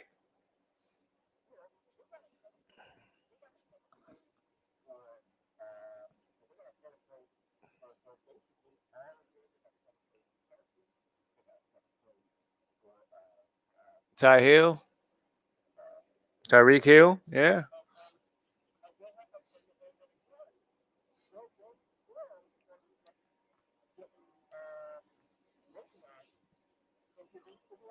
And think about it. If they wanted to run the ball, this kid he could be offensive rookie of the year. But they don't run the ball enough for him to get enough votes to be offensive rookie of the year. Eh,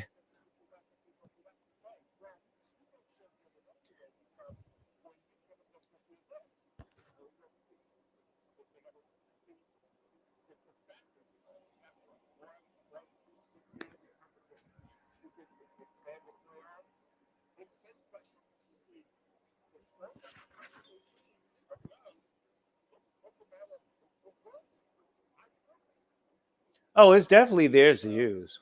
It's definitely right. But they get the Saints. So then they can judge themselves against the Saints too. They beat the Saints. They're the best team in football. I mean, we already probably we think that anyway. But I mean, they beat the Saints and all the teams in the NFC. They beat everybody, the Baltimores and all these other teams in the AFC. Buffalo. They're the best team in football going into the playoffs yet again. You know, um, and I know Orlando. A lot of people say they want to, have people. We understand, the three of us understand football, but the pundits like to do the stuff with Patrick Mahomes and trust and believe he deserves all those accolades and MVP and the Super Bowl. A lot of people are saying he's the best that they've seen. That wow effect. I seen. I'm a big Warren Moon guy. He was one of the scrambler, but he was one of the most accurate and deep throwers in the game. Dan Marino with the quick release. Even Dan Fouts with the quick release. I mean, but I'm not saying that he can't be that, but it's longevity, if anything else, guys. I mean, if nothing else. Pat, right, right,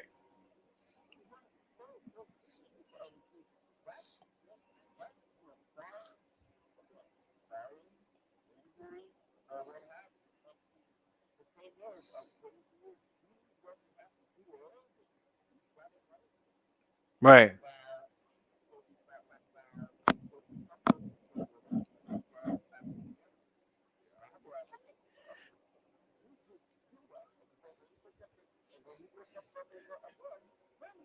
He gonna put up the numbers. That you don't have a talent like that. He gonna put up the numbers regardless.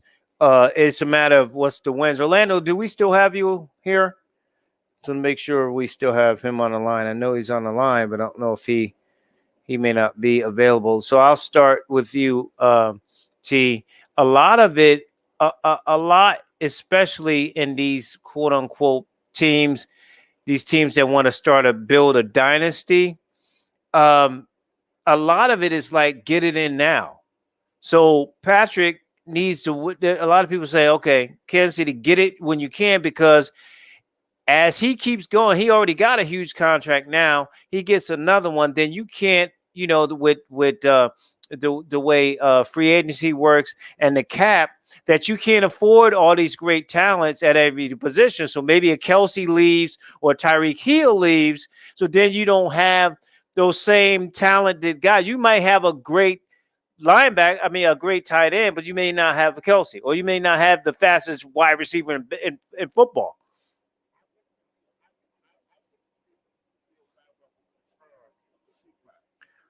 Ah,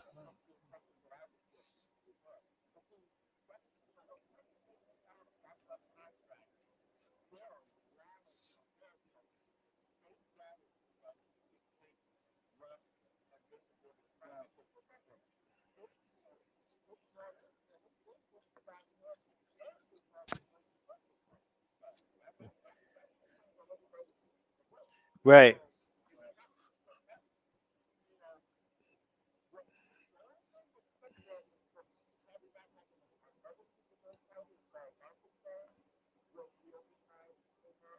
And it was a BS call in that game.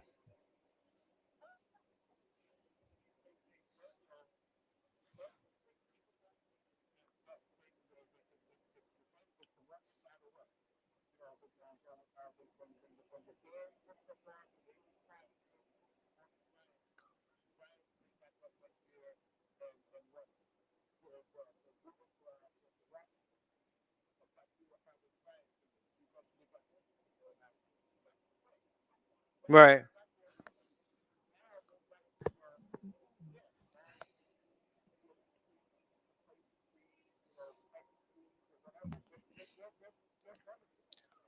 And Orlando, to the point, to Tony's point, you're deferring that money. Brady gets a lot of credit in New England, whatever, whatever. But you see in Pittsburgh, you even see in Philly, you see in other places that they haven't had consistent losing. They've been winning, and winning meaning at least making the playoffs, never having a losing record, just kind of winning games and being able to have a chance to get to the Super Bowl. That's one thing. But then you go back to Pittsburgh and you go, like I've been saying, they had a running game. They had a running game with offensive line in a while. They've been living off that for since 2009. So if you don't address those things, if you're gonna let Roethlisberger, who adjusts some stuff at his salary, then you got to build at the other spots. Kansas City did that. Now he gets the money, like Tony said, he's gonna. It ain't really that big as people think it is, and you still could keep Travis Kelsey. You still can build on the defense. You still could keep a Tyreek Hill. You still could bring in a running back from LSU that can run the ball, and you can stay on top for a good 5 or 6 years, winning championships or possibly.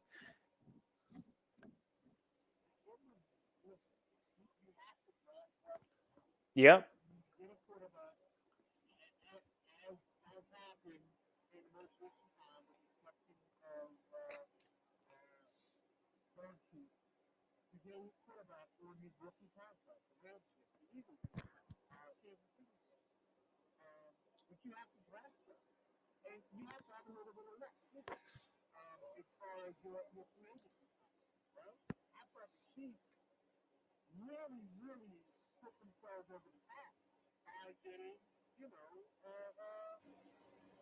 Jones. Oh, oh, Matthew. Yeah. Yep.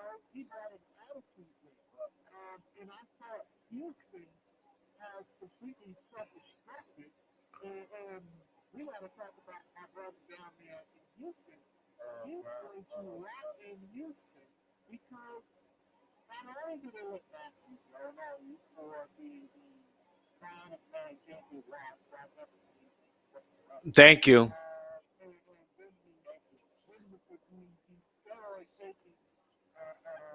Oh, the wide receiver. Yeah.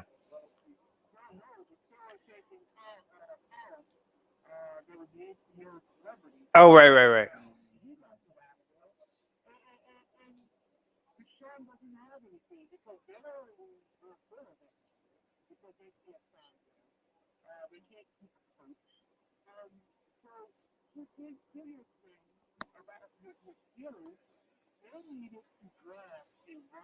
Thank you.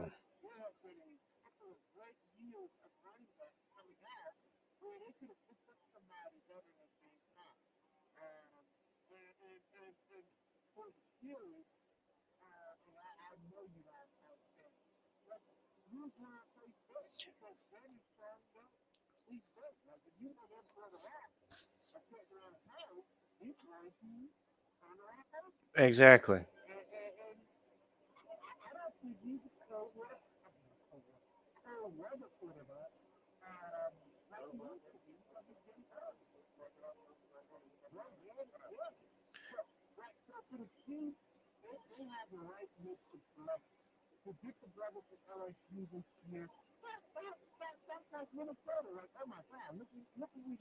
Exactly.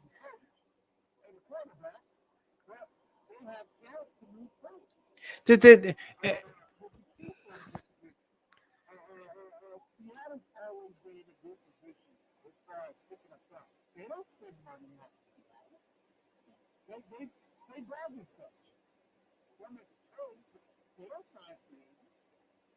Yeah, and then the Carlos Dunlap, who we saw in Cincinnati a lot, Pittsburgh, was a nice. That was a steal. That was under the radar. I think they when they get in the playoffs, I think he's going to help them a lot. And obviously with their quarterback, you're going to make sure you keep him around.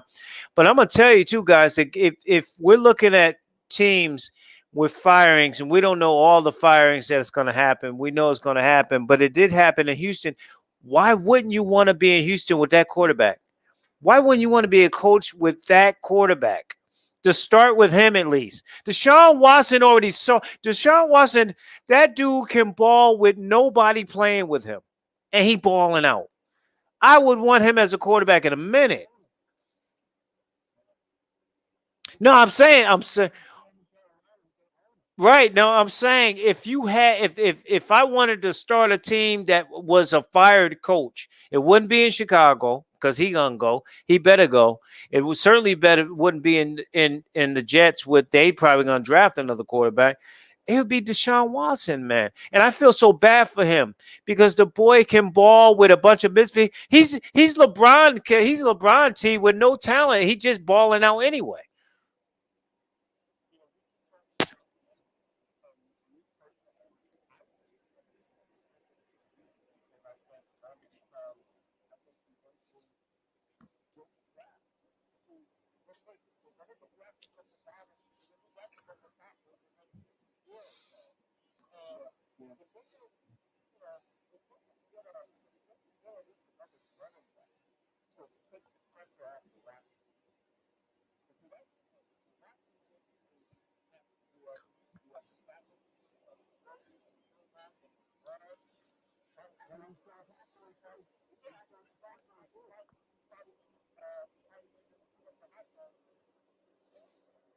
Yeah.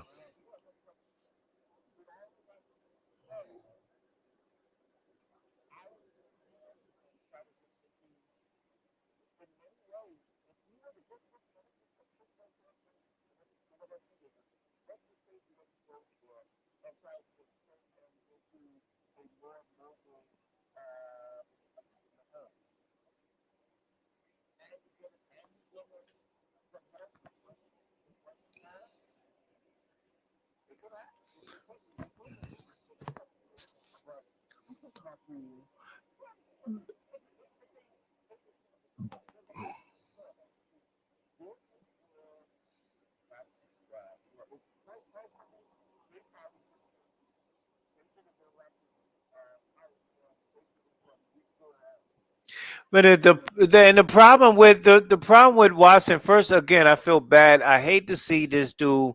He's a faster, more accurate passer of Cam Newton. Certainly smaller, where he got no help. He just doing what he need to do to make plays, and he's doing it anyway. But the owner has to sign off when you let your best wide receiver, arguably the best wide receiver, some people say in football, you let him go, and you don't stop that. The owner has to sign. I mean, I'm not saying he's involved with day-to-day football operations, but come on, you gonna let him go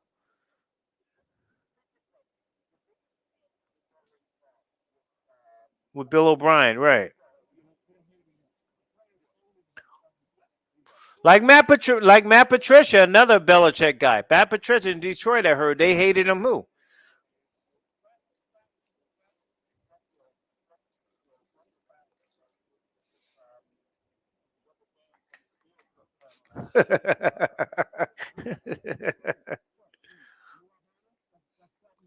That's oh my god. Oh no. I just had a visual. Orlando, you on point with that. That is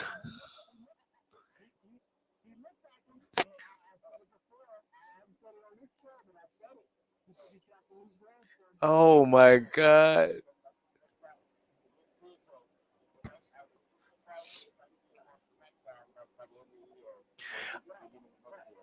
But I would say that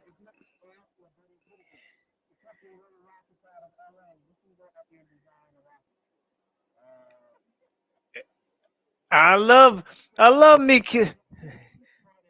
Look, I love me some Captain Lou and my boy Dusty Rose at American Dream with his jelly roll. I love his jelly roll with Dusty Rose. You know all those.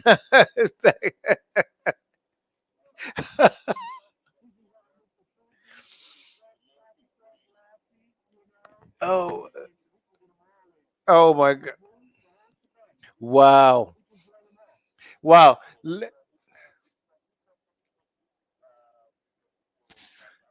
Let me find out in with this real quick and switch to the NBA and again, obviously they say all accounts that Kevin Durant looks really good.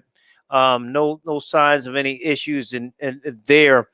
Um, but I've read a couple of things, and I was talking to someone who I've had on the show that covers the NBA. We were talking about the power of Kevin Durant, and really, I take it a step further with the power of the players. Who you want? No surprise, T. You talk about this all the way. It's been going on ever. Magic Johnson got Paul Westhead fired. It's been going on way before this time. So the power of the player in the NBA has already been going on. But they were trying to say that Kevin Durant um, should either clearly sign off on I don't know what inside or whatever, sign off on bringing in Harden or back off. But Kevin Durant and publicly is like been I got nothing to do with it. Obviously, they boys or whatever. They played together, same franchise. So, what do you see, T, in terms of the position of a Kevin Durant? Because LeBron has done it, but in terms of modern day, but where do you see that?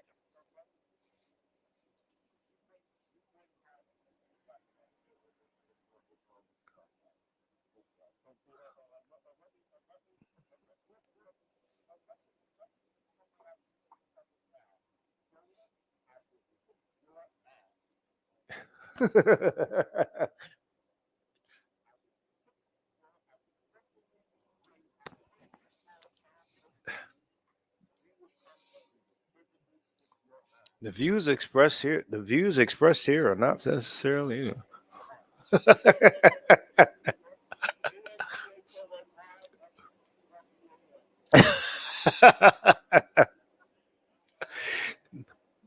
But I don't mind. I don't. The thing is, Tony, they don't understand that Houston's not just going to give them up for a bag of pork rinds.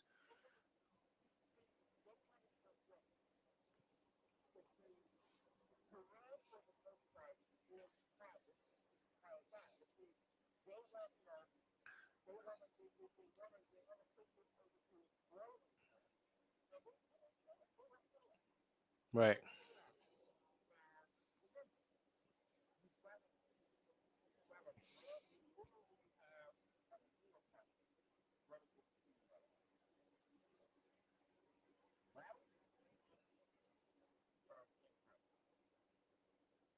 Yeah.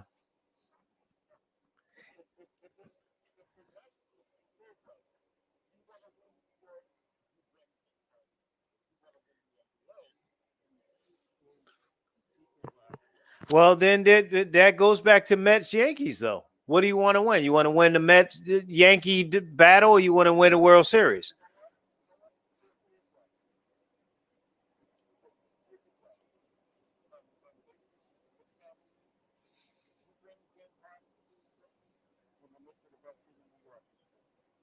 Mm. Wow. But then let me ask you this, Orlando, because you asked Gerald Hoover, and his insiders, from what he knows is that Harden and Durant, they signing off on it. It's just a matter of Houston getting on board, and I'm in Houston. I'm not giving up Harden for a bag of pork rinds. I'm not gonna give him up for anything. If I'm gonna do it, Brooklyn is gonna give me a bunch of stuff. But aside from that, we also I think Orlando, you and I agree that Philly can beat Brooklyn, like with what they brought in and with Doc Rivers. I think Philly can get to the finals. In my opinion, I mean maybe hopefully optimistic, but I think that's what can happen. But with Brooklyn, Kevin Durant, like T said, first of all, he's a soft spoken guy. He's not going to be that outspoken guy. Number two, even when he went and was about to leave Golden State, he said he called it the same way. I'm not going to talk about it. That's not my business. Let the front office handle it. All the right things, but that's not good enough. But it's never good enough with him anyway. Like if he goes to the wrong team, he's not wanting to win. If he goes to a winning team, then he has no drive. Like he can't win, Kevin Durant. But with that being said, I don't know how much power in this particular situation he would have on signing off and influencing this particular move with James Harden.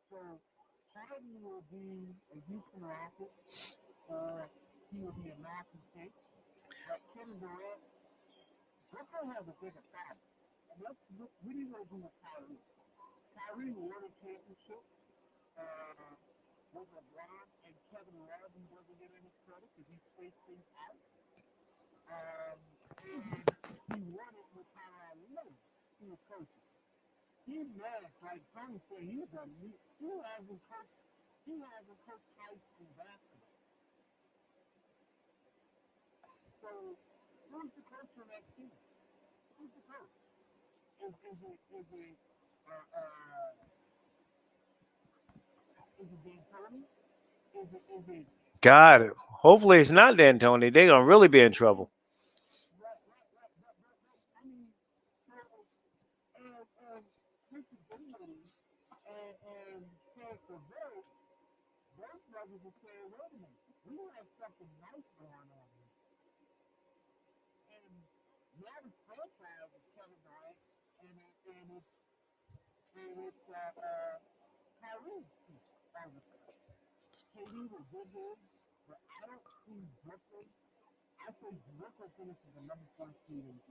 But you know what? And, and Orlando, you know what too though that with him in place, when you bring in a guy from Houston who just wants to shoot and do a lot of small ball. Obviously, Kevin Durant will be on the court, but they're not really playing the defense.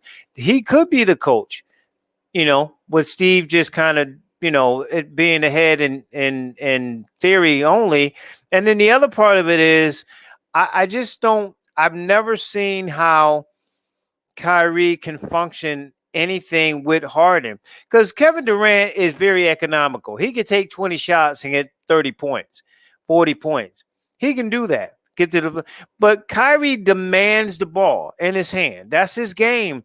I can't see Harden coming in and then they sharing the rock. It don't make any sense. It makes that zero sense at all. And bringing in a guy from Washington who's been hurt 2 years in a row, and John Wall, it's not going to keep him in Houston. So I think the answer is what you said. He's going to be a malcontent. Like, he'll be in Houston and just taking 60 shots a game, and they won't win a lot of games. I mean, I don't see anything else.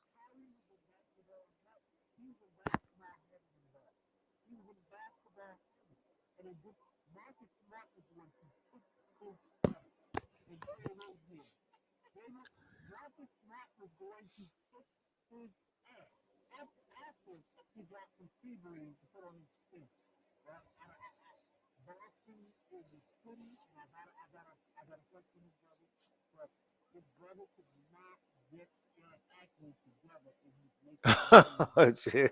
Oh, jeez. All right.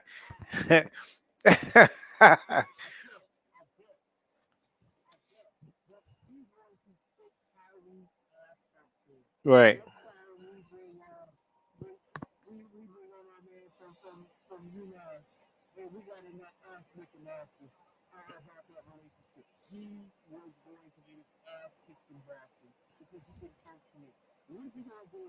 Right. You That's a great point. That's a great point. Yep.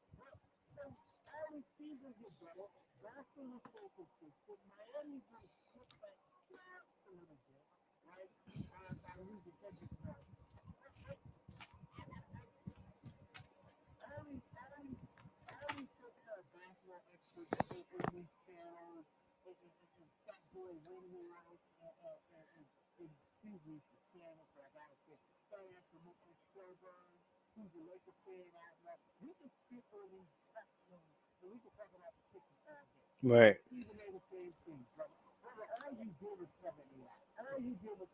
Right. He lost his way after he was a good writer with the he was a good writer with the Inquirer, and then he just lost his way.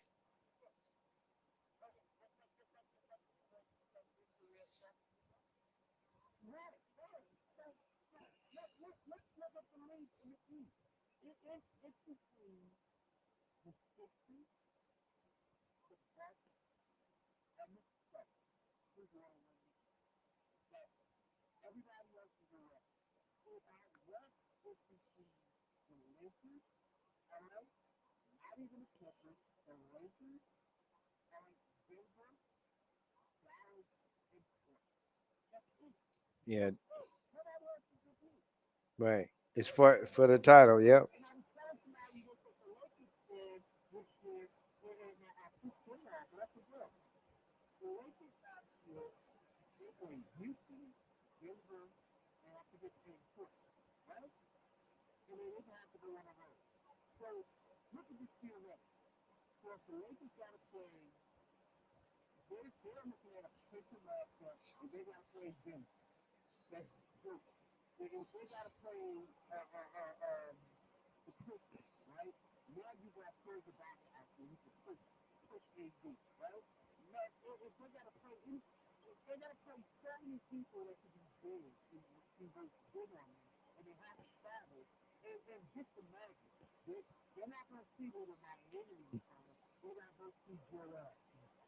There you go.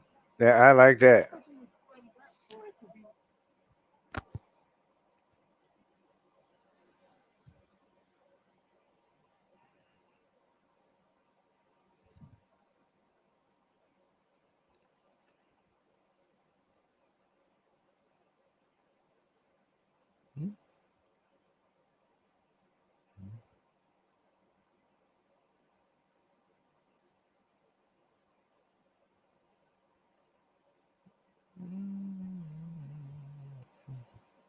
Thanks for watching. Thank you so very much. We appreciate you.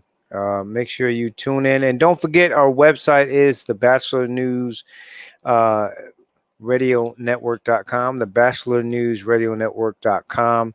Go there, and there's a home page there. There's a page there that says the Batchelor News Radio Show. Click on it. You hear the rebroadcast of all of our shows. And of course, there's music on that website and other shows as well. Enjoy. We will talk to you very, very soon on the Batchelor News Radio Show, the Batchelor News Radio Network, WCOM, in Chapel Hill and Carborough.